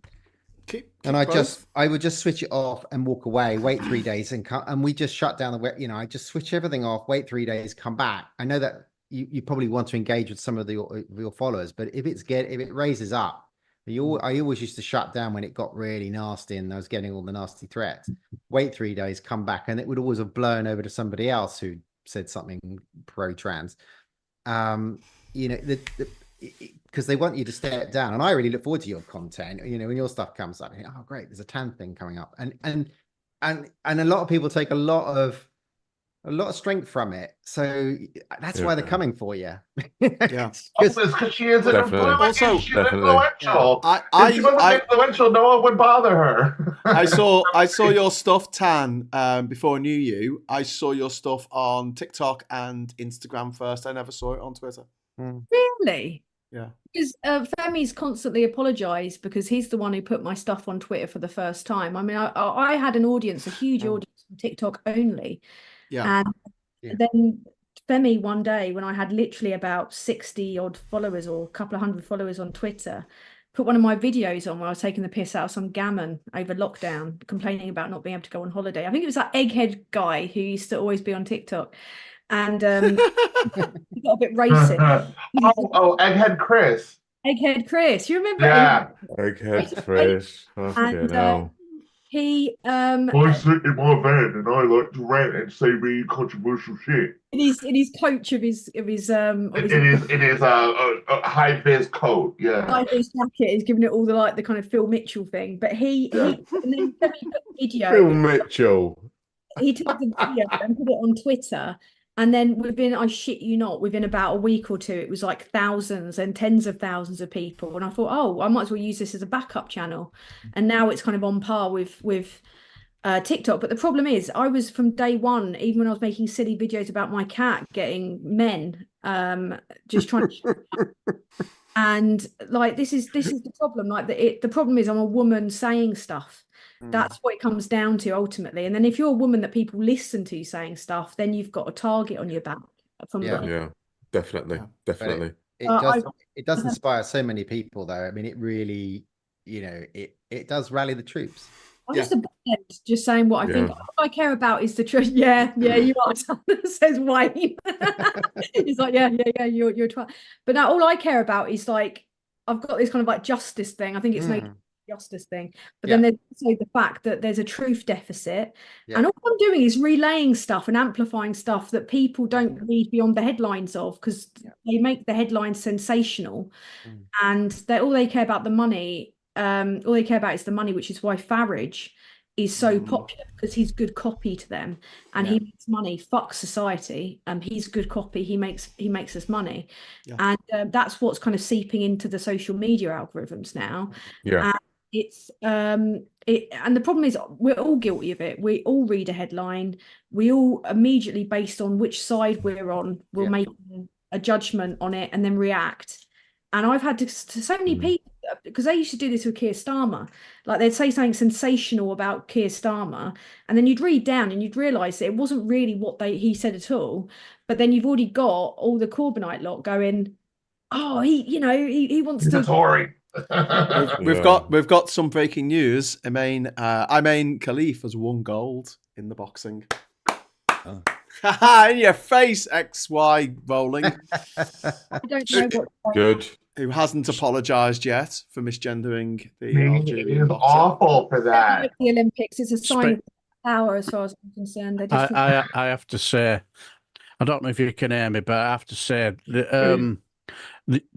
I think it was about 3 or 4 days ago, because like I don't always go on Facebook because it's not really something, but because I just say have a look, see if there's anything that's happening on my football club, and I get a few football fans and friends who go to watch the football. And next week is going to be interesting because they were all dogpiling in on her. They were all and now something like that. I don't really tend to get involved because I'm not something that I know a lot about, and it wants something. But like I say with you, Rachel, I can tell this sort of stuff really upsets you, and I just thought to myself, no, I've fucking had enough of this. So I absolutely give them it, absolute tore into him. I basically said, you do realise that she's had about 50 fights and she's lost about 9 of them. Right. And said, you do realise that you just sound incredibly pathetic and stupid? And then somebody gave me this ridiculous article about, is it from IBF, whatever, and they've been sounding...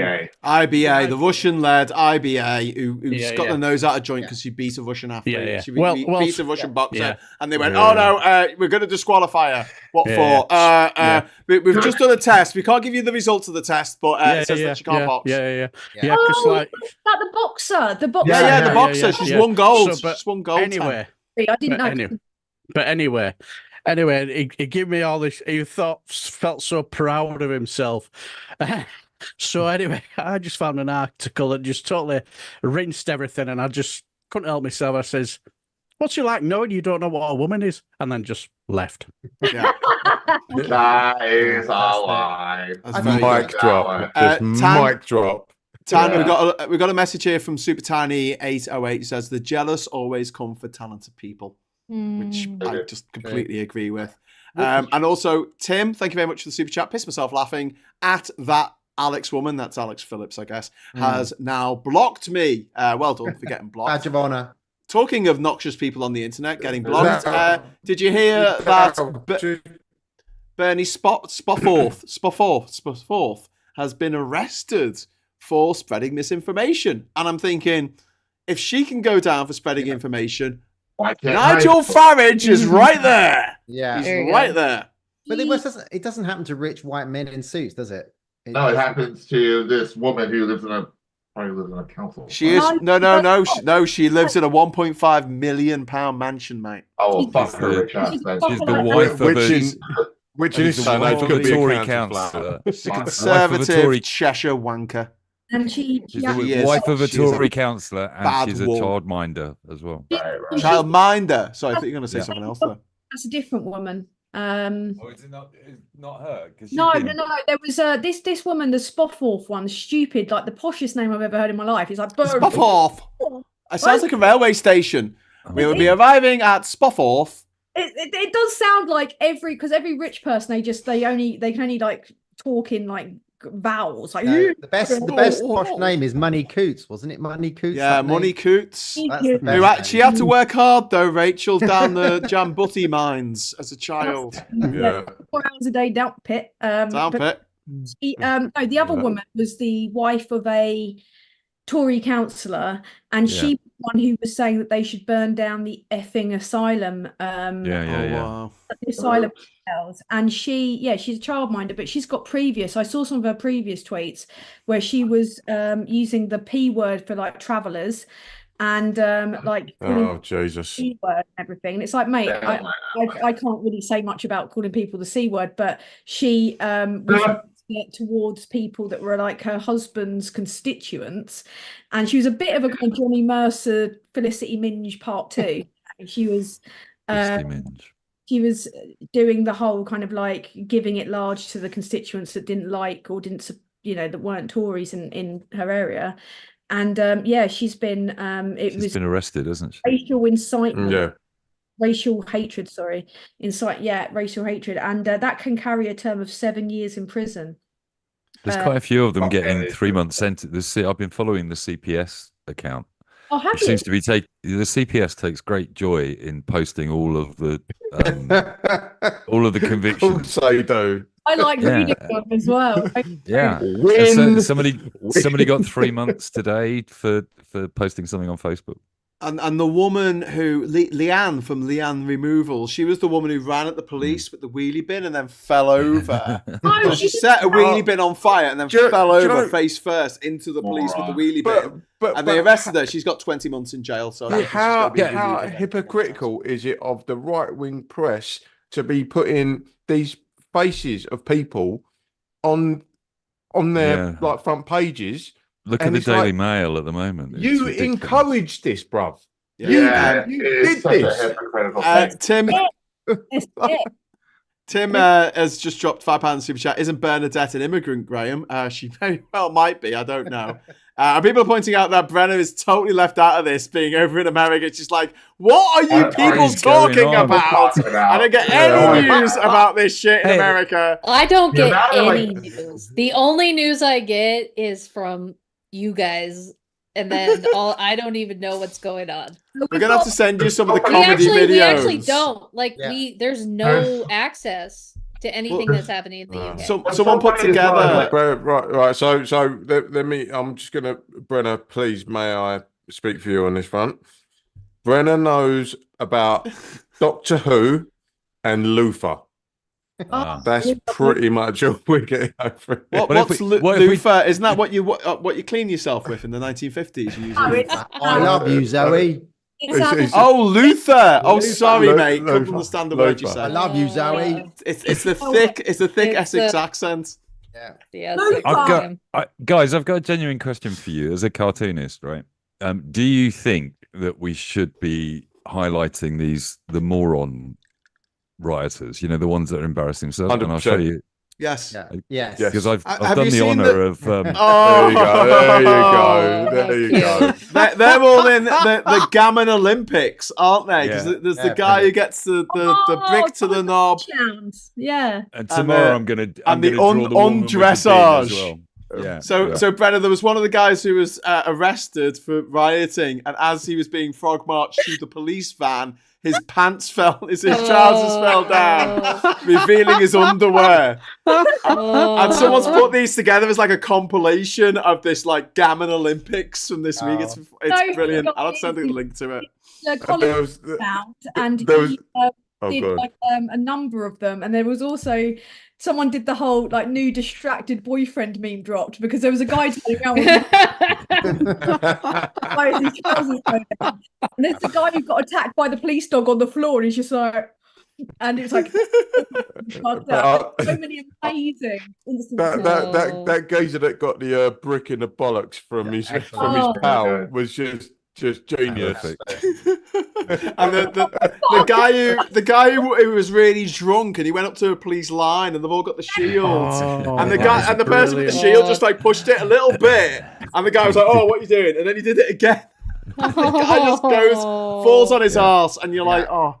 It was a female copper did it as well, which Super Tan sending us balloons. Super Tan, congratulations, Dan. Put the soundtrack to Chumbawamba. I get knocked out. Oh, come on, no. And someone discovered that the kung fu fighting music really works for I think it was kung fu fighting music. If you don't follow the Jace on Twitter, you should, because he puts music for everything. And there was this, I can't remember what it was now, but it was incredible. It was perfectly timed. I think someone did a Celine Dion song as well. Yeah. But I think it's the best thing we can do, Mike. Just laugh at them. It's the Mel Brooks thing, isn't it? When they asked him why he was taking the piss out of Nazis and the producers, he said, because this is the way to defeat them. You don't defeat them by going, they're bad people. They don't care they're bad people. You defeat them by pointing and laughing. I quite often get comments. I get nowhere near the kind of comments that Tan gets, and I feel really bad for the way you're treated online. Yeah, but I do get comments that say we shouldn't be laughing at them, or ha ha ha, isn't it funny? These people are writing, and I'm like, I'm a fucking cartoonist. What do you want me to do? Got to laugh Basically, you know. And the point, like my hero David Lowe, who was a cartoonist in the Second World War, he was in Hitler's little black book to be killed if they invaded Britain. He basically said, I just made Hitler look smaller and smaller and smaller. And that's what annoyed him. It was just the tiny little man, basically, that made it. And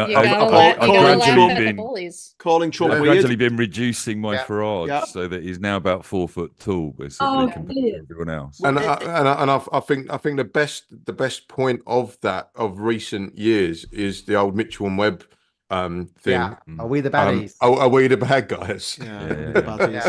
But you know, Dr. Seuss, before he wrote the books, before he wrote the children's books, he was a cartoonist in the 1940s, and he took the piss out of the Nazis. That was one of his things that he did. It's quite radically left wing, actually. My favourite find from the war cartoons was that in the Beano there was a cartoon called Little Hitler. Really? It was Hitler as a schoolboy being an arse to everybody, basically. Little Farage. Yeah. Hey, there you go. You know, in the 1980s, that ITV did a pilot of a TV show. Was it America or was it the UK? It was called "Heil Honey, I'm Home." It might have been in America. I think it was American. And it was about a Jewish couple. A Jewish couple. It was a BBC show. It was a BBC show. They only made one pilot of it because obviously, oh my God, someone watched it and went, what are you thinking? But it was a Jewish couple living in a house and Hitler moved in next door, and that was the sitcom. Yeah, and it was called Heil Honey, I'm Home. Yeah. This actually happened. BBC pilot. I think it was around 82, 83. BBC? Something like that.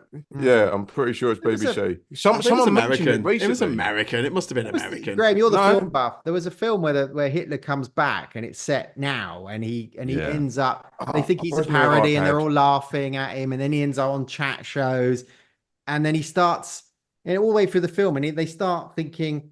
He's on a chat show and he's starting to rant, and everyone goes, hang on a minute. And it's right at the end of the film, people go, they just sort of, but right through it, they think he's a parody Hitler, and he appears in the car. You've not seen it? I'll look it up and send you the link. Well, Billy Kershaw in the chat's talking about Charlie Chaplin, The Great Dictator, which is a fantastic movie. I really recommend it. Yes, Charlie Chaplin, you know, he had some acting chops when he wasn't just falling over and not being funny. But yeah, he makes this really great impassioned speech at the end of it. Isn't it?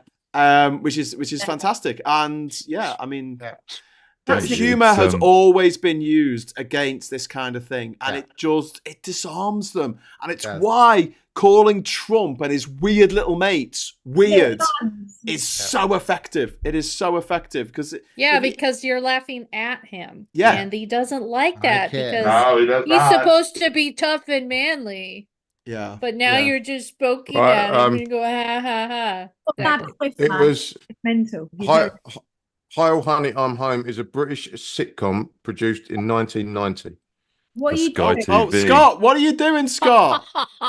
This is J.K. Rowling right now. This is J.K. Rowling. Doesn't even know. Should we have our screen back? Live.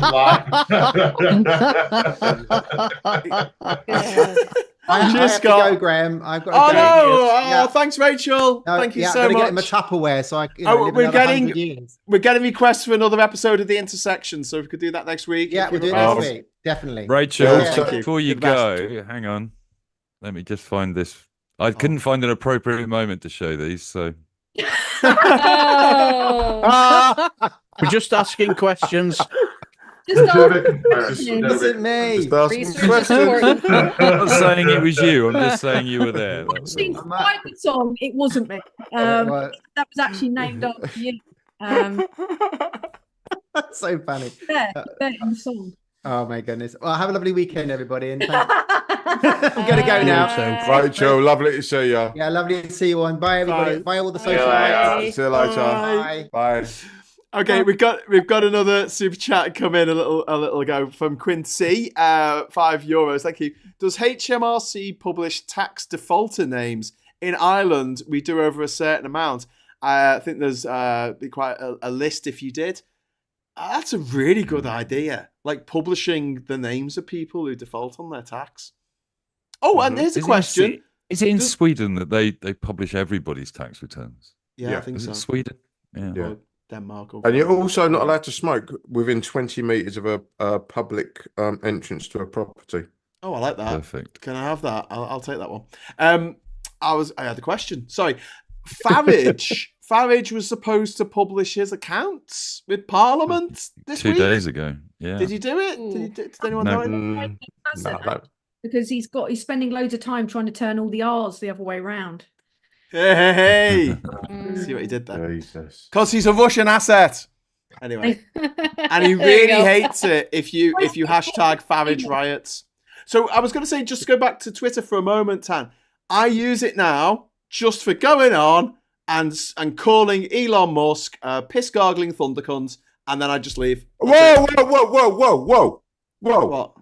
What? Did you just use a word that I'm not allowed to use? Yes. Thunder. Thunder. Yeah. Piss? Yeah. Gargling. I was about to say, yeah, piss. What? I don't know what you heard, Wayne, but your internet's Yeah? obviously not working properly. Yeah, you must have been It's lying. dodgy internet. Oh no. Restart no. it. You know what? Plug it in, and then you see what I think happens. Do you know what this is? Do you know what this is, Wayne? It's 2-tier streaming. Oh yeah.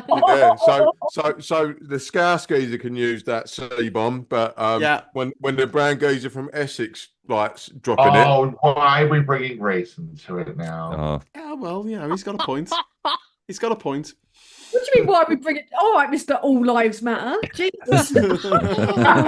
Ooh. All right. I'm That's here some for bullshit this. right there. Look at us. Fight, okay? Look at us getting all divided. Fight. Even though you're the person I get to be my bouncer when we're out in public, like every There you go. Yeah, all right, no, some people. Tan, it's fine. It's fine. When we're out together and he turns up, I'm going to bounce him. Oh, okay. Is that a good for you thing? to bounce me, Wayne? I want to bounce on you, baby. You have no Oh, idea. yes. I will bounce up and down, inside out, and up, down, and around. Bouncy, Upside down, you bouncy. turning me. You're giving me love. Come get some sexual chocolate. Chocolate. it's almost like Okay, can we talk about politics? I want a Willy It's Wonka almost like- factory. it's almost like Rachel was the mum of the room and now she's gone. Yeah, it's just descended into anarchy. All the kids are running around. Not that bad that Brenner, who is in California, which is on fire, has put a jacket on. Yeah. So you've I got want- aircon though, probably, haven't you? You've probably got air conditioning there. You must have. Brennan. I do have it available to me, but it's quite loud. But yes, air conditioning is kind of a must. Our houses are like bloody sweat pits because our houses are made to retain heat, and it's now, I think it's probably only about like 20-something degrees here at night. Yeah. It's so humid that you're just sweating as you sit because they're insulated. Whereas you guys, you all have like mad aircon. There was a guy from America on Twitter the other day talking about why it's so much worse when it's hot here. And I think he lived somewhere like Texas. Oh yeah, that's pretty awful. That's just an awful place in general, regardless of the weather. Yeah, that's where Joe Rogan lives. Yeah. But no, he Half was- my family moved over there, and the first thing they said was, "Oh my god, I miss California." bloody Joe Rogan. Jesus. Uh, Talking of that lot, Brenner, I heard Elon's left California. He's moved to Texas or something. Some such nonsense. What's all yeah, this about? he said he was going to move his operations to Texas, Okay. and we're not upset with that. Go. Okay. He Bye-bye. wasn't. He doesn't use union workers. Yeah. And he's not a sustainable company. So And he's I don't just really brought care. a lawsuit against the all the advertisers that pulled off of Twitter, hasn't he? How do you sue someone for not wanting For to do not business with advertising. you? Hang on a How? minute. I was reading today that the only It's state so that would allow good. that to go into a court at all is Texas. I'm going Because to it's, sue you. I'm going to sue you for not giving me money. Yeah. he's claiming it's a monopolies thing. He's that, probably freaking out because he owes the Saudis loads of money because Twitter's failing. Yeah. I'm wondering, is ketamine and weed legal in Texas? Because I hear that he loves a bunch of that. Well, he's rich, so it doesn't matter. All right. Yeah. Rules don't apply to him. Don't apply. Yeah. He's rich and he's white and he's also South African. So I'm going to say also a. And no, you can't say that. You're not allowed to say that. Say it fully. Actually, I said car. Tuesday. If you say every country, like we're advertising Graham's book, then it's fine. So he's in every country. I am in every country. Lee, thank you very much. Musk is moving out of California because he says the trans laws are woke. So he's been scared off by the trans people. Oh, no, he's scared off by his own daughter.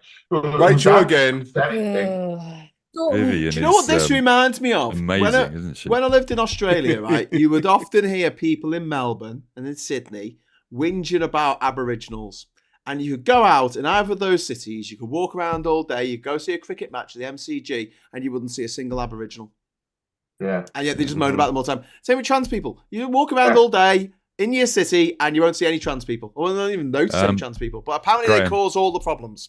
I live in Brighton. Apart from Mike, because he lives Except for Mike sees trans people. in the most awesome city in the country. Is it even a city? That's a great movie, isn't it? Town? Mike sees Brighton is trans Trans people. Brighton is a town, I think. Is Brighton? No, Mike, we're a is that city. right? No, No, it's city. Brighton and Hove is a city. You were made a city recently, weren't you?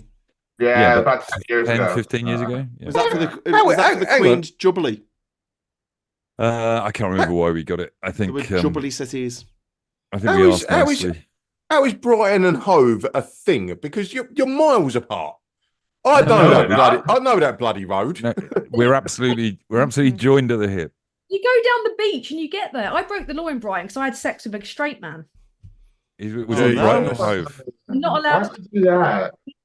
I don't remember that. You went all the way down there with your strap on and you didn't get to use it? Scott, Damn it. I've been to some pubs where people have tried to do that to me. So, you know. Have sex with you?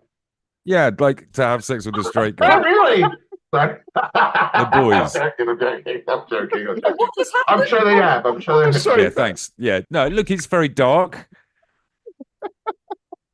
What? What did I just It was miss? the over 60s night. Nice. How rude.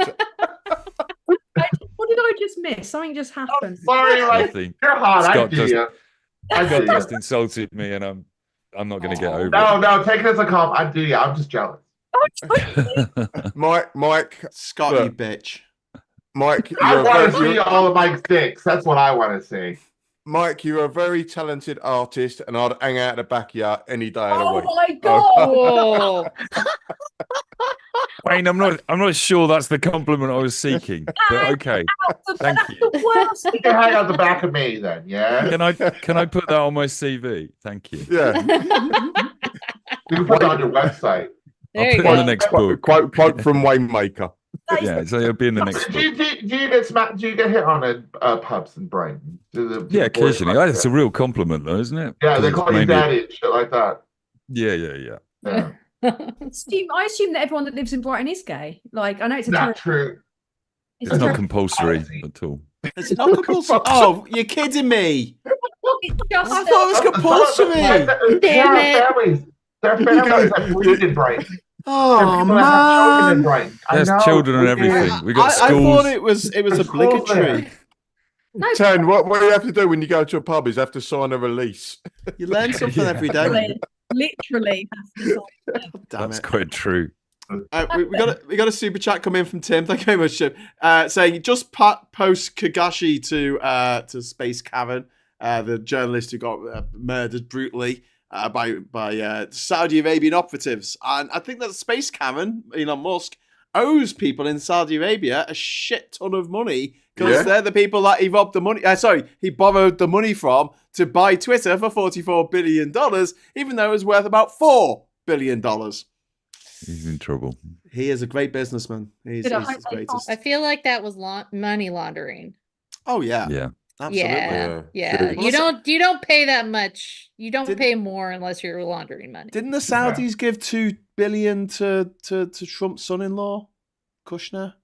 Yeah. Didn't that happen? $2 billion was given to him just as a present. But all right, it's fine. It's fine. And he talks about the Biden crime Ivanka's family. label is worth more than that, though. So that's probably at the low end. What's her label? What's that mean? What's her label? Her product label, like you have to get licenses to sell in other countries, right? And so she was during Trump's presidency. So is this clothing? Do people buy clothes with Ivanka Trump written on it? Yeah, she's licensed it. So you have to. And then so during the presidency, Trump's presidency, she was going around to countries like China and Saudi Arabia and getting her product licensed. She got about 16 licenses. Which means in China, that she made money off of the presidency. That's illegal, isn't it? So the Trump... a little bit, technically, but now that the Supreme Court has ruled that it doesn't matter, rules do not apply. Oh yeah, it doesn't really matter. It's like a king, like an absolutist king. Because technically, he could get done for the Trump College as well as Trump steaks, Trump tires, all that sort of stuff as well. Trump steaks. Yeah. We've got a question in from Brenner. One Angry Pagan wants to know about how the green transition's going over there, because obviously we had the Green New Deal bill, which was rechristened the infrastructure bill for some reason to keep the Republicans happy. Are you seeing any of that? How's the railway going? You're building a railway, aren't you? From LA there's LA to there's LA to Las Vegas, which is actually back in the works. It was gone for a little while, and then we're getting the LA to San Francisco. California is in such a little bubble that we have, big bubble because we're a big state. We already have had a lot. Even when the Green New Deals was starting, we already implemented a lot of that because we actually work. If Governor Newsom, our governor, he was actually working with the climate. It was like the climate summit, I think it was. He worked directly with them, and he brought them over and then hashed out a deal with them. So we're light years ahead of the rest of the country, even before the infrastructure bill went through. So we're doing fine. Are you still drilling for loads of oil though? Like all over California, there's buildings that have a secret oil well inside them. We closed some of them. I think we had to open them because of the oil the problem over on the other side. This is the thing in California. I don't know if anyone, Brenny can correct me if I'm talking bollocks here, but when I was driving over around California, you'd see these buildings and they look like windowless buildings, and they actually have inside an oil pump, and they're pumping oil out the ground. And you just go past it thinking it was a warehouse or something. Yeah, we do mostly drilling off of the coast now. Oh, okay. That's where most of our drilling comes from. A lot of those wells either were closed or, and then a lot of those facilities have been transformed. We're starting to do like desalinization with some of those old things. We're doing tidal energy. With those, they're converting them a little bit more. They've been working on that for a while, but most of our drilling comes from the middle of the ocean. Okay, where you can see the platforms. We still have platform. It's really cute. It's really cute. Actually, in Long Beach Harbor, we have oil drilling. and on these little islands, and they brought in Disneyland architects to make it so it doesn't look like there's anything going on. It just looks like a random island. So shout out to the Disneyland architects. So covering apart up. from the forest fires, which have been absolutely horrific in California in recent years, is there any other signs of climate change? Are we losing real estate along the coast, erosion? Because we've got big problems in our country with coastal erosion, with people's houses literally falling into the ocean because the sea is just coming up a little bit higher each year. There has been a little bit over the years, not a lot. But we have droughts. We have droughts more frequently. That is a major sign. We also just this past year had the closest thing we've had to a hurricane in decades. We have flooding because, again, our infrastructure is not set up for this kind of weather. And so we had flooding, landslides, we had houses, falling away. So there is signs, and it's like the weather is getting hotter, and we can definitely feel it. It's just, do we really are we really caring enough?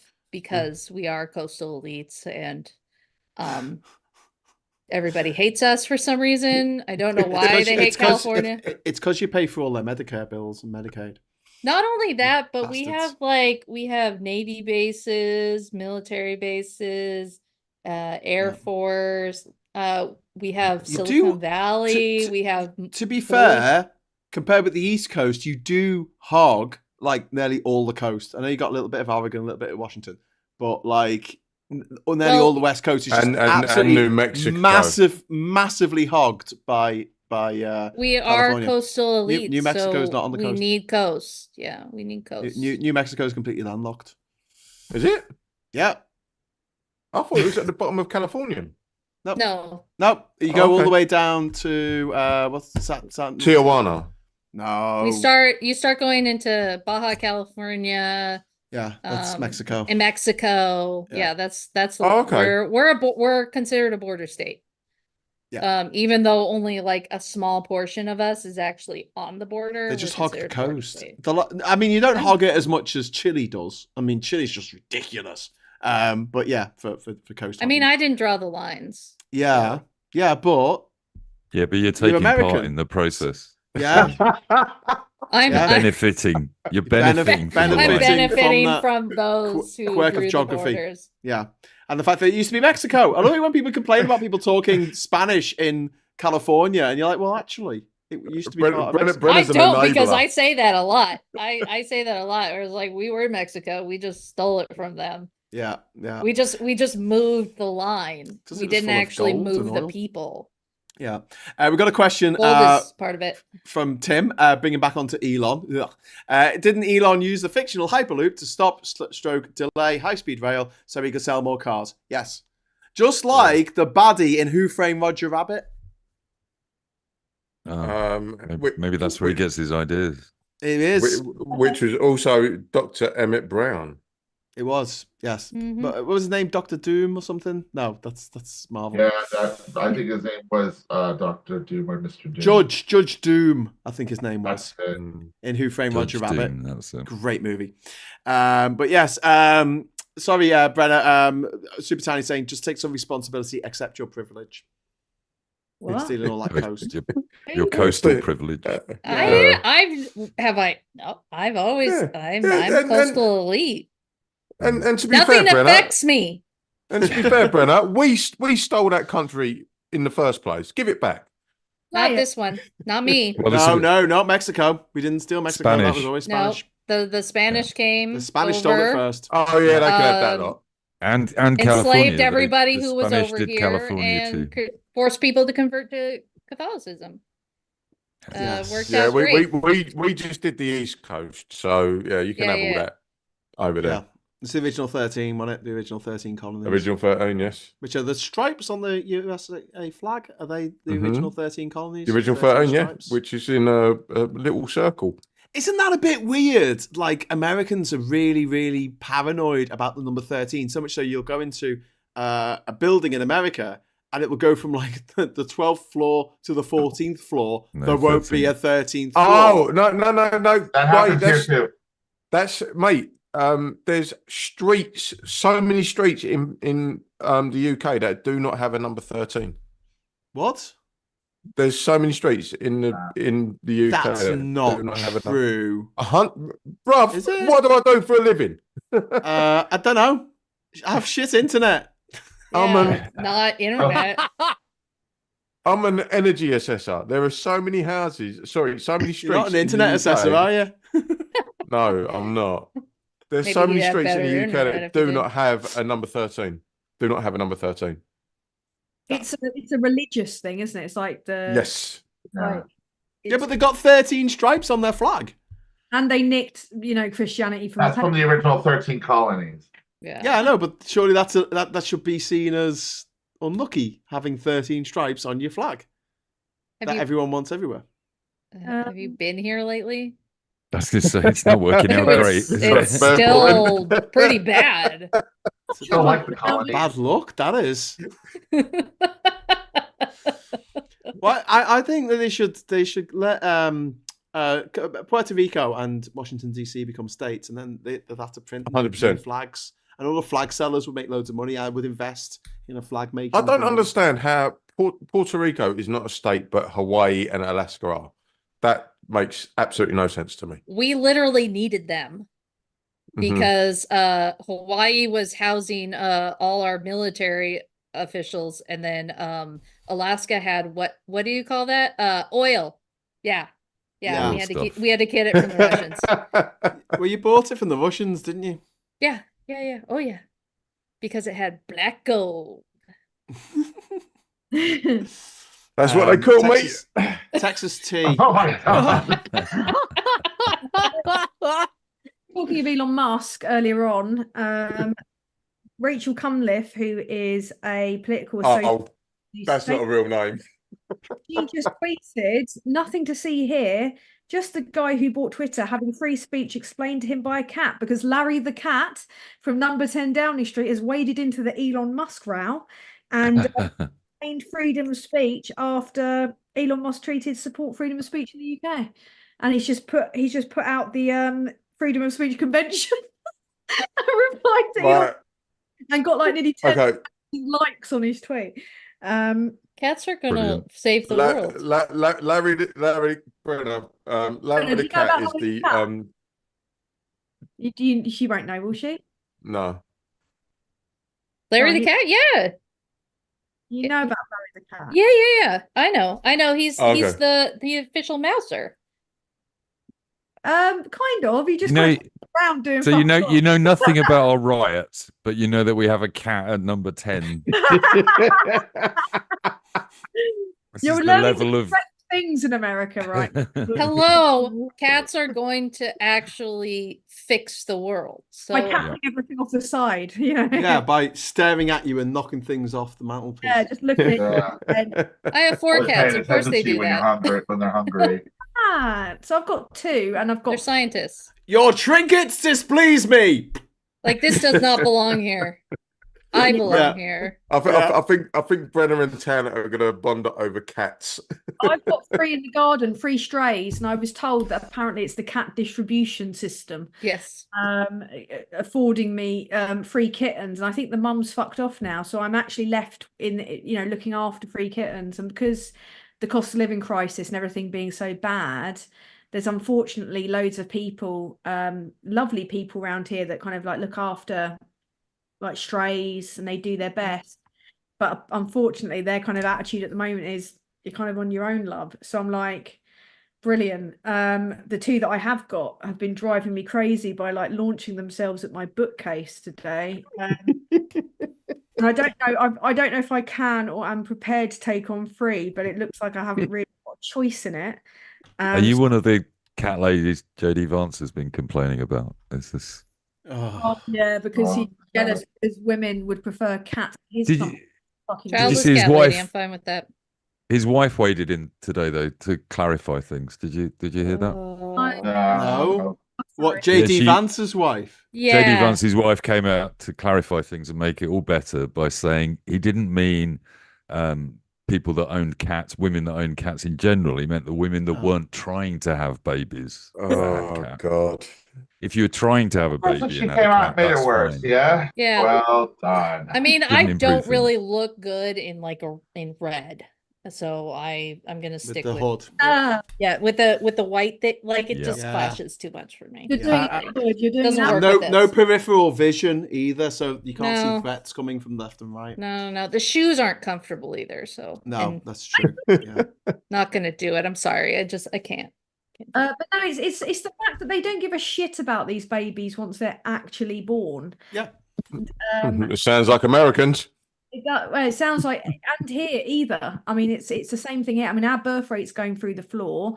We're going to start to see an uptick of similar rhetoric. But the reason the birth rate's probably through the floor is because women have choices now, and no one can fucking afford to have kids anyway. No one can afford to. Like, who can actually afford it? Like, and I'm not being funny, but most of the women that I know that have had kids with the men they've had kids with have deeply regretted it. So, or they've been treated like a maid, or they've ended up like the guy leaving them. So it's not really, and also childless single women are happier and live longer. Yeah, but married couples live longer, you know. Do you know why?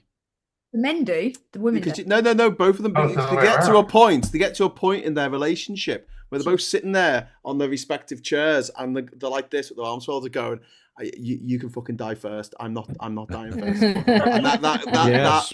that competitiveness keeps them alive. Yeah, I know Yes. people like that. Yes, No me and fucking my way! wife I'm dying first. You old You bastard. first. Yes, Which- me and my wife which have one's been together first? for 30 years, so I can relate to that. You first. All right, guys. I gotta chip off because I gotta get up in the morning. Oh, cheers, Hey, Scott. You say We'll move such, on to everyone's favourite Scott. stories now. Yeah. you say such a British phrase, Sorry. with an American accent. I'm gonna chip off. I'm gonna Cheerio. chip off now. I'm gonna go. Love it. I need to leave. Cheerio, old chap. Say cheerio. Uh, No, Scott. Cheerio, old chap. What? Scott, say you're gonna do one. You're gonna Cheerio, do Scott. one. I'm gonna do one, innit? Yay! Very good. Very good, Scott. Right. Yes, bro. Back off. All right. Goodbye. Bye. Oh yeah. Wanker. Rather lovely. Wanker. Jesus. We got a couple of super chats came in. We've got Ruth saying, Akama, I love your name, Brenna. So Brenna, you've got someone who loves your name. That's really good. No, thank From you. Ruth. And Christine Cash over in America says, Larry the Cat's Twitter feed is brilliant. And I can't disagree with that. It is. It really Very bloody fun. is. I mean, he's a national treasure. I remember around the time of the lectern, there was a lectern debate. I don't know if Branna wouldn't have Yeah. heard of the lectern debate. Basically, the Prime Minister. Hannibal Lecter. There was a little tiny. Don't talk about Hannibal Lecter, please. Can There we? was Hannibal The Lecter. late, great Hannibal Lecter. They made a little one for Larry the cat. Oh, Oh. One for him to sit at, and he obviously probably just twatted it down the street. I was gonna say he wouldn't sit there. Yeah, just He's a did cat. that one. Yeah, just do the tap. He'd be like, "No, this is not where. Give me the big one." There is a picture of him in front of it. There is. Oh, Just following on from what we were saying about the birth rate and everything, Victoria Townsend in the chat saying Miriam Kate is still banging on about the birth rate. I keep asking her on Twitter if she's pregnant and breeding for Britain. However, I get no response. I mean, there was a thing this week about making a positive case for immigration. And this is a big thing now because we have got a declining birth rate. I think the fertility rate is something like 1.4 in this country. It needs to be 2.1 to replace the people here. Sorry, Yeah, Tan? They don't want foreign kids. This is the whole point.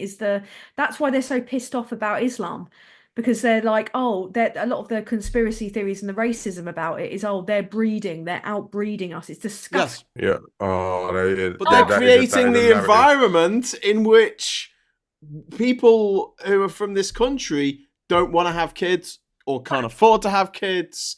There's so many disincentives. So it costs over £1,000 a week in some places just for childcare. It's ridiculous. Like, who has that kind of money? Like, piss off. Mortgage, like, it's ridiculous. Yeah, but exactly. Tan, that sort of narrative, which has been fostered for the last few years, has now become sort of manifest in today's narrative of the riots, and everyone thinks that, oh, there's all these brown people coming over here and doing this and doing that. I've just boycotted my local pub because I can't deal with it anymore. I literally cannot deal with like having to sit there and go, I could point you right, but we're gonna have a tear up. Now you're Wayne. You're what, 6'3" or something? How tall are you? Right, so you're 6'3" black lad. So I don't think you're too concerned about these bother boys and all that. But nah, fuck that. You've got a couple of daughters, haven't you? Like, are you worried about what's going on and all this shit? Like, and them seeing it and being. Yeah, you must. Yeah, I mean, the thing for me is I'm trying to, like, I mean, our youngest, like, it's just not really that aware of it. But our eldest is very astute when it comes to stuff, like she's even asked me today, Dad, can you set up my YouTube channel? I'm like, oh God, here we go. Shouldn't be able to think about that. Yeah. How old is she, Wayne? How old is she? She's 9. She's 9. She's 9. Yeah. That's too young to have a YouTube channel. I know, and that's I'm trying to sort of like responsible stepdad here. I'm trying to dissuade her, because like I look at the comments that we get on here and on the bin, and I'm like, I don't need to have to deal with that. You can't. Yeah, you can turn the comments off, but the thing is, she wants that interaction. There's nonsense aplenty, just target. Yes. And like my thing with my brother, although I've got white nephews, they gave a smartphone with no fucking parental controls to my nephews. And I was like, what the fuck are you doing? Do you realize like TikTok is like non-central? Like it's where they and away with it too. Like, this is the thing. You report them and they get away with it, but you call someone a clown and you get banned. So with the racial situation, and also the fact she's a girl, it's like it's double trouble, isn't it? Like, it's you've got but the thing is with Sienna, she would be classed as white passing. She's, you know, got curly hair and that's it.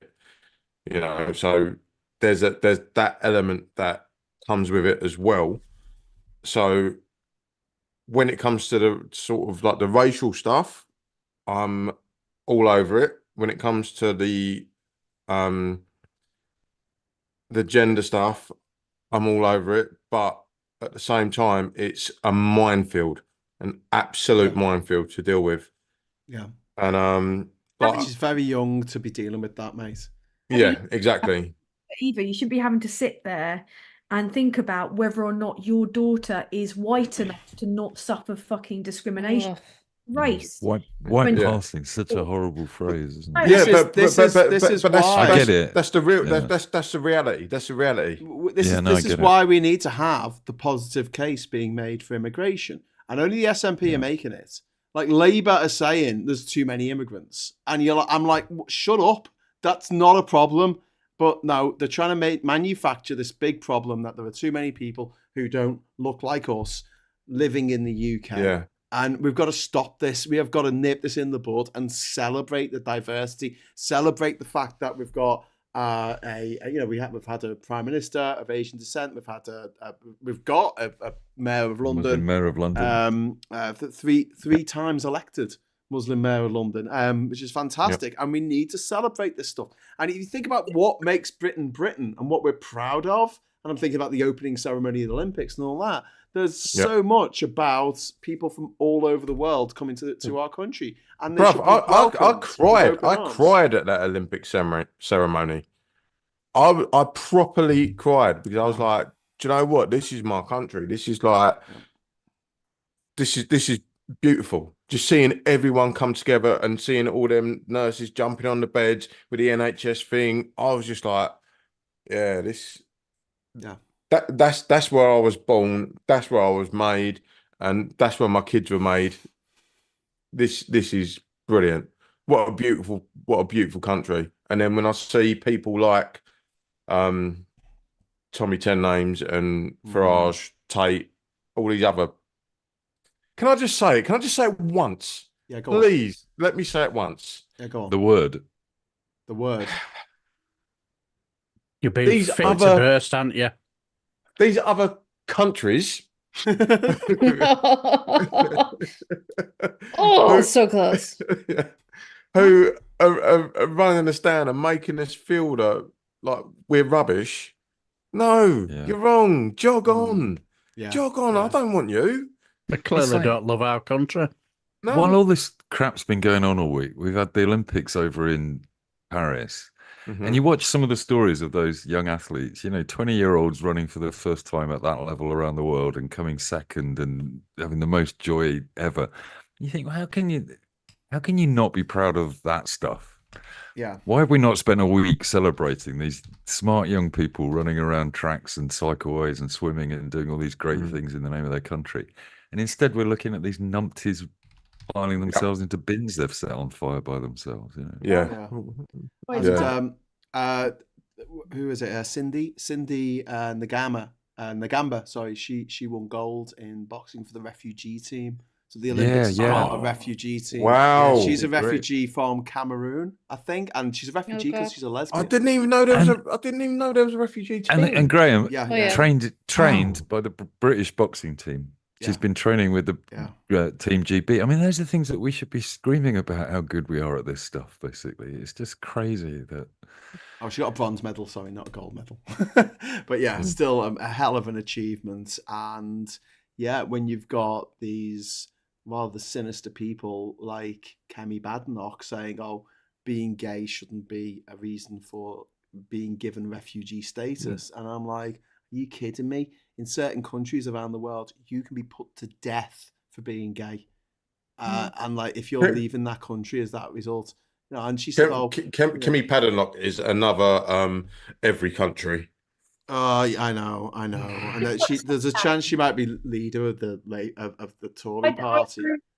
I actually don't know what the fuck's going on with that, but what I do know that is in the interim of all this going on, you've got Sunak dining in Michelin star restaurants in the US doing fuck all. Yeah. Sitting back, and what they're doing is they're kind of like, I think what they're trying to do is they're trying to weigh up how to play it based on the unrest. So they've lost complete control. They've been shot down in the worst election results kind of ever for their party. And there's two ways they can go. They can go kind of Cameron route, centre right, which is where most voters sit. Or they can do what got them the disastrous result by continuing to be blue kip, which is Farage point 2, Tory party. If they do the latter, they're going to destroy their party forever. They're going to let Farage bring down one of the oldest parties in Britain. In the world. Agreed.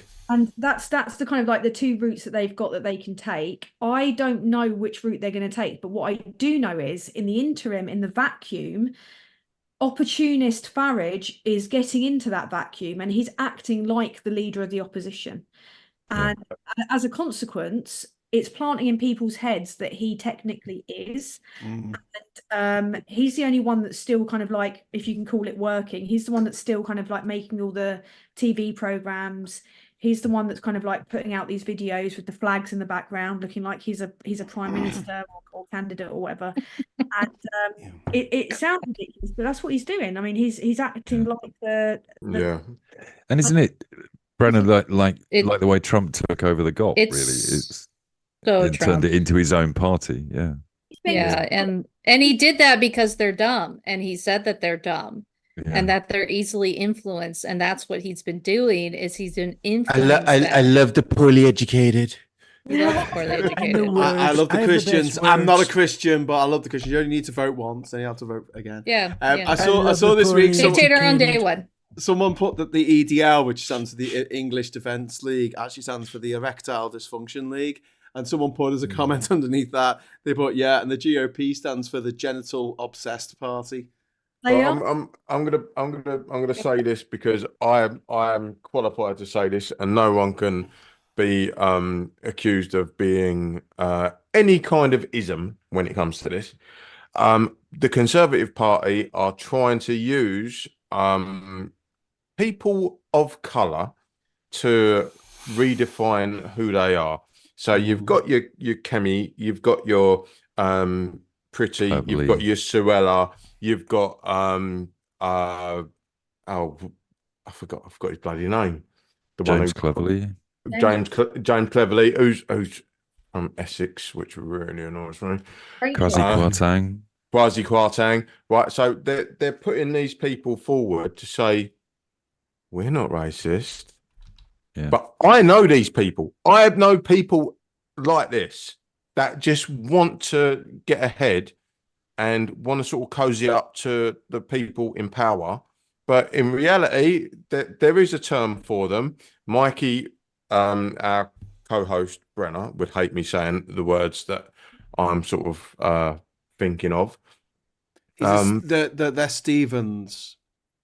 Yeah. From the movie Django, the character played by Samuel L. Jackson. Yeah, people, I know that's not the word you were thinking of, but yeah. But I'm not going to say it because thank God for that. Because I'm not trying to get us demonetized. I've already. Well, I think you'll probably get us banned off YouTube if you did say it. So bruv, to be fair, Yeah, I've curtailed my language enough today. You've done very well, Wayne. Yes. Congratulations. Lee is suggesting the term "I'm all right, Jacks." I'm not. Ladder kickers. What you're getting? Yes. You're saying that that, like, kind of basically turn their back on their own communities in order to get ahead themselves, whilst inciting essentially racial hatred towards other groups. Yes.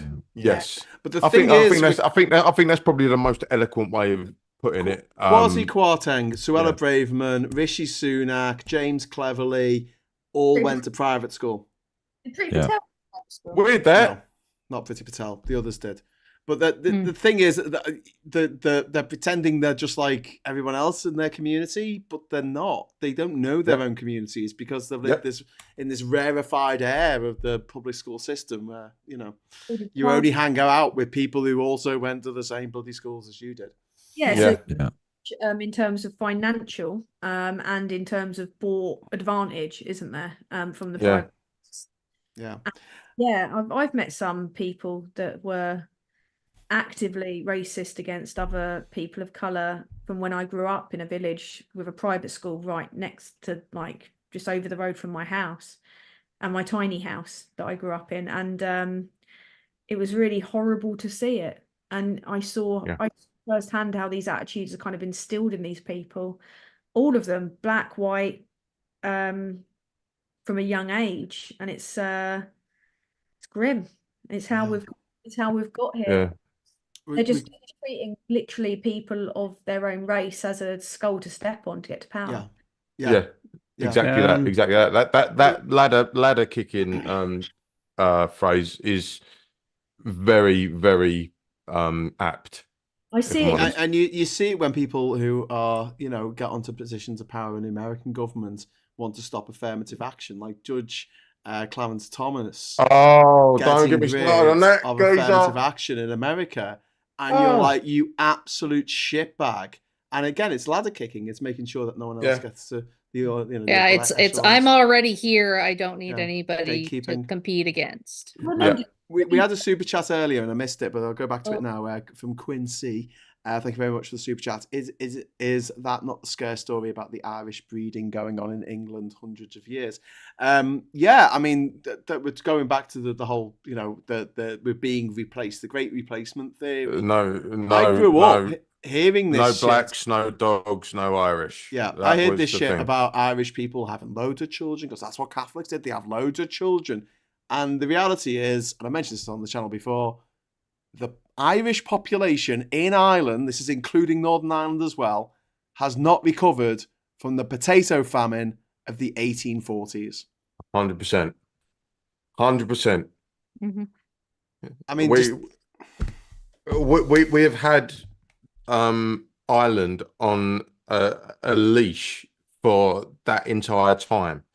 Like, they are dependent on us, and it's ridiculous. Like, even not going over there, like to I did a couple of gigs with a pal of mine, and the amount of just English influence on their actual life and their society, it's like.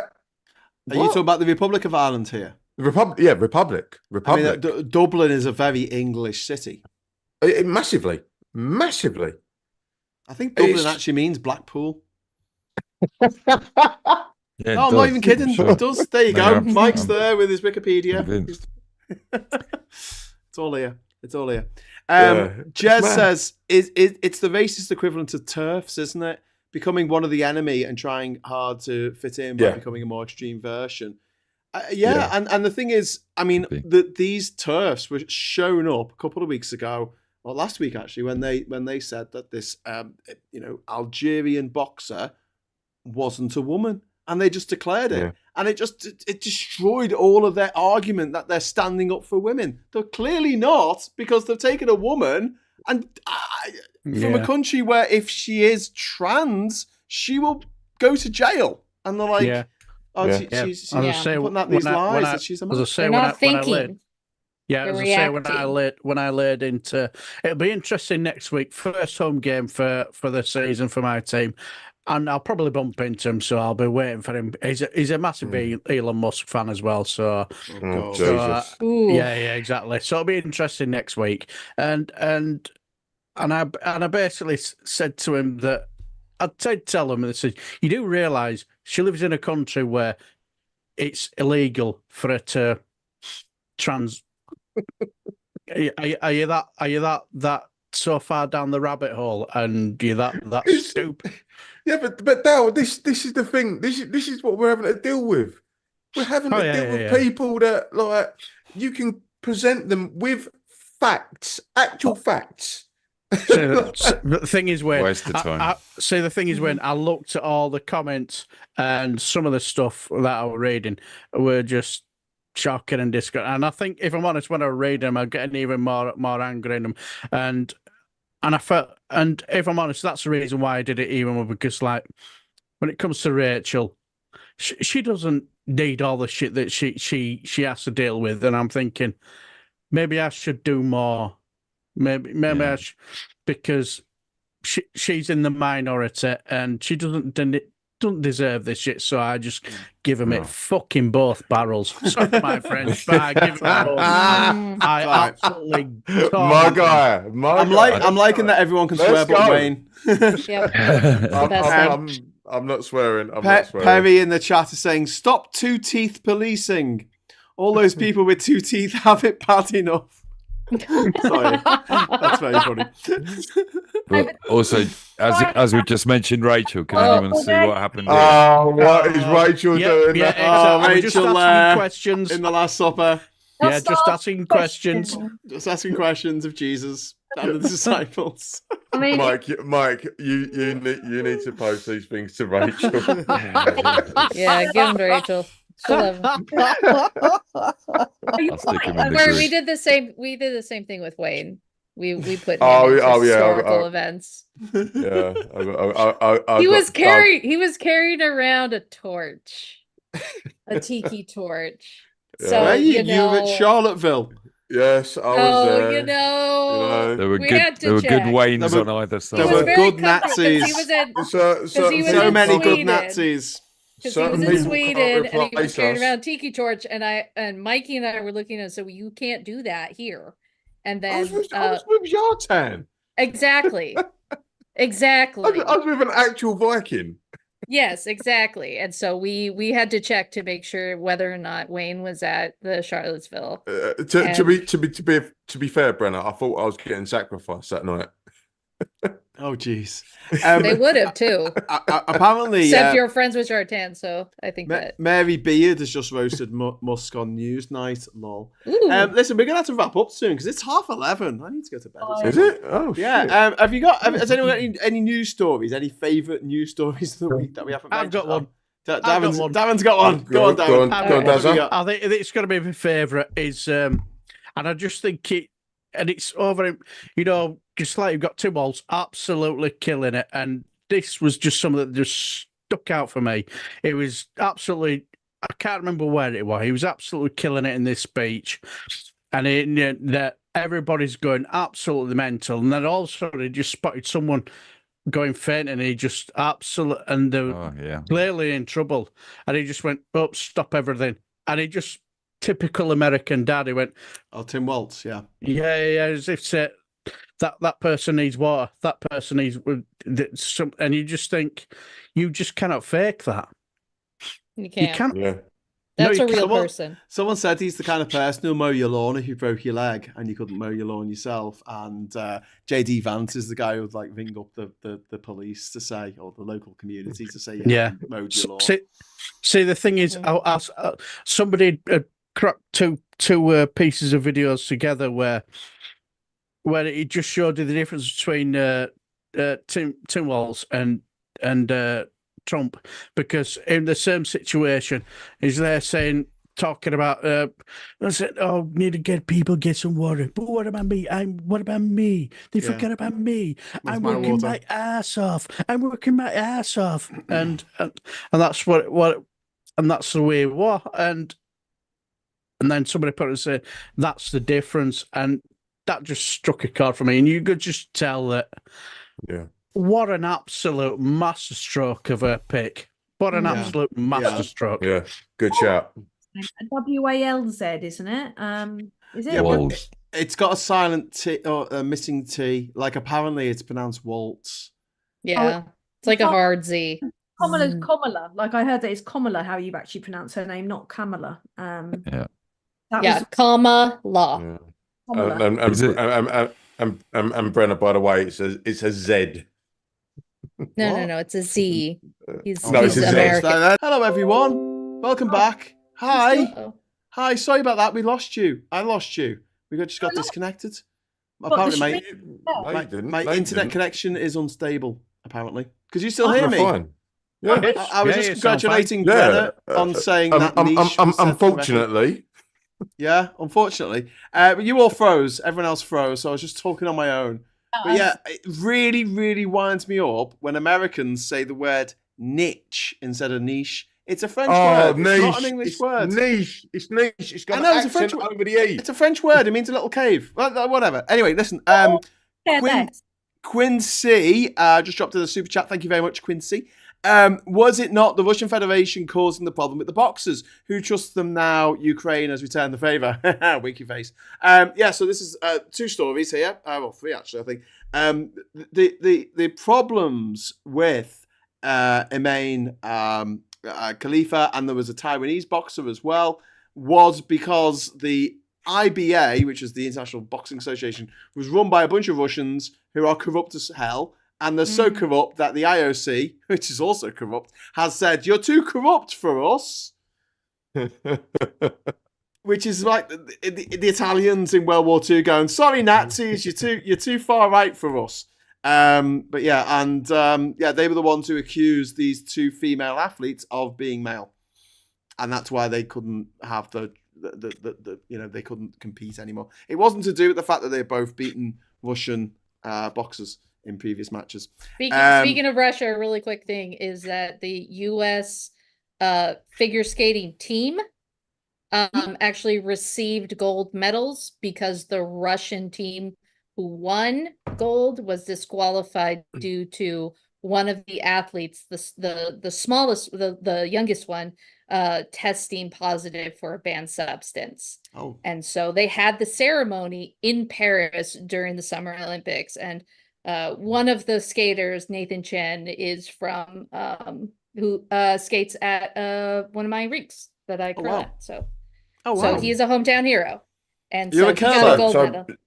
Yeah. So, Brenna, when are we going to see you getting a gold medal for representing America in the curling? There's no way in hell that I could. But if Portugal ever puts her on a team, I'm right there. Third generation. Oh, Yeah? wow. Yeah. Bring it on. You qualify. I qualify. Could you represent Portugal in the Eurovision Song Contest? I mean, Anybody I could. can't sing or dance or play an That's instrument. not a problem. Have you seen Eurovision? No, we don't get Eurovision over Woo! here Well, because there you guess what? We're not in Europe, and I don't That's know how why you guys everyone's got it. so angry all the time and, and running around with their Brenna, guns. apparently, according to you, neither am I. No, you're not. You specifically. Everybody else is fine, but you're not. Anyway, You're such a twat. we're gonna have to language, Timothy. We have to wrap it up in a moment. Has anyone got any other news stories, like news stories of the week that we haven't covered that they just wanted to mention? Oh, mate, not much has happened. No, it's been really quiet. It's the silly season, isn't it? No, It's really quiet. Like just getting your doors smashed in by the far right is fine. Yeah. I would just like to say, if anyone in the how do I phrase this? The Essex area thinks that they're going to have a little tear up and burn some stuff down. Waymaker's on manoeuvres tomorrow, so I'm not having it.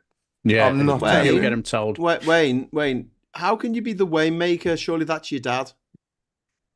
No, I make Waynes. How did you make yourself? He made it. I'm the Wayne maker, so I'm Wayne and I make Waynes. He You have Waynes. I make Waynes. It's Wayne. He makes Waynes you'd never know about, man. You have children called Wayne. Yeah. No, Who you've never mentioned or spoke about. No, No? Twins. Have you Fucking been doing a bit of Boris Johnson here? Hey Waynes. Hey Waynes. I'll keep it under my hat. Poor Wayne. A hay Wayne is the carriage, isn't it, that you put on a horse that carries weight? Hey. Yes, and it's Hey, also a famous painting and all that caper. It's also a pub down the road from. Oh, no, it's not. I'm Okay. not doxing myself. All right, Quincy, thank you very much for the super chat. You referencing to Father Ted, my lovely horse. Oh, I can't enjoy Father Ted anymore because of bloody Graham Linehan. It's not I allowed. wish he'd just go and bloody shut up. He's gone mental. Permanently. Tate's been. My favourite story of the week is the fact that Andrew Tate has got no fucking dick. There you go. Or balls, anything. It's just nothing. He's just Ken. He's just Ken for Barbie. Yeah. He's just got a smooth. He's got a smooth area. He's just one of the angels from Dogma. There's nothing there. On the same subject, my favourite story was the Swedish pole vaulter who lost because he knocked the bar off. Massive schlong. Yes, because he used the wrong pole. People Yeah. saying that like Tate could never be him. They were actually commenting about the pole vaulter because my picture went super viral, and people were going, "Oh, we will never be a pole vaulter," and I had to look up because I've not been following the Olympics. What's that story? Yeah. I did. I got to admit that I did watch that clip far too many times. It was brilliant. Right. So am I right in thinking that this geezer knocked the bar off with his cock? Yeah. Yeah. And honestly, mate, there's no also, ambiguity. There is no ambiguity. It's in high He made it. He made it. Motion. It was bigger than the size of Bournemouth. That's all I'm going to say. I only slowed it down. It was already slowed down, but I slowed it down even more. Stop Googling. This is I brilliant don't have though. to Google. I've seen it several times. As Jess Hunt points out, Twitter transvestigators have decided Tate is trans as a result of Tan's picture. That she put. But they actually, the best comment that I got underneath it was someone called him Eunuch Pow, which has got to be the best pun. Perfect. I think I deserve to get ratio for that. I was like, please, Eunuch Pow. I mean, come on. So smooth and sleek. Oh, that's so bad. Perfect. I thought I saw it and I thought that's got to be photoshopped, but apparently it's not. But why did he allow himself to have that picture taken?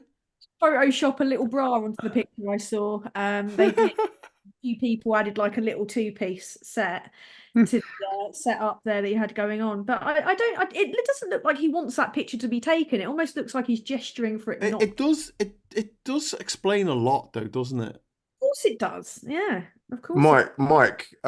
Sorry. Before we go, can I ask you to do me a favour? This is just purely for me. Is it more of those pictures that you asked for the other day in the? I just want you to put Rachel in every disastrous picture of every historical thing ever. Yeah. Oh, is that all? Is that all? Yeah. I'm sure Mike's got better things to do, Wayne. No, just a couple. I'll do a few more for next week. For bands. Definitely. for the bands. Tim Ballon says, did anyone see the camel toe meme? Thanks very much for the super chat. Yes, and there was also a community note about how it had been digitally manipulated because no way that's his chin. Who?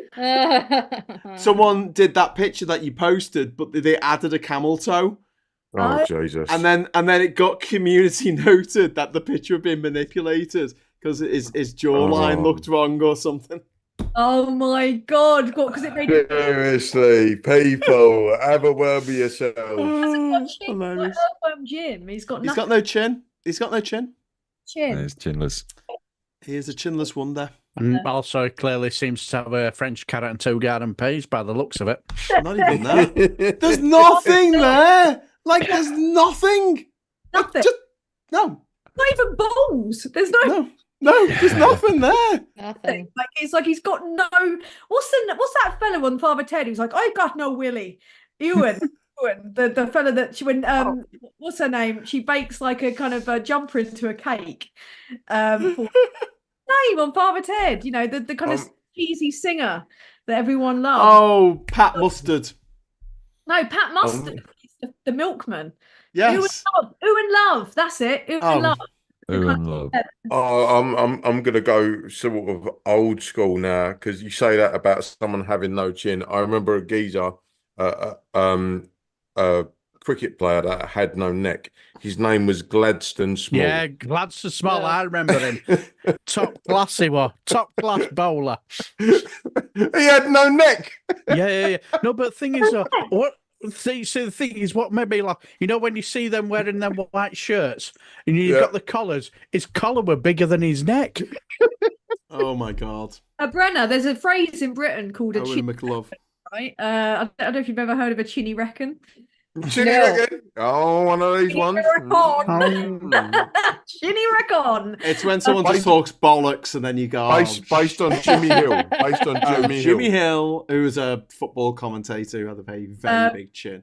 Andrew's Tate's like the opposite of a chinny reckon because he's got nothing there. So it just reminds me of that from the Preacher comic where the preacher screams at some guy like, "Where the fuck is your chin?" And it's like. That is it. That is just perfect for Tank. I can't believe I'm trying to explain to an American the concept of a chinny reckon. Yeah, sorry, Bren. That's okay. Andreas Wolf in the chat is saying South Park had an episode years ago with angry white dudes being angry because of their small wieners.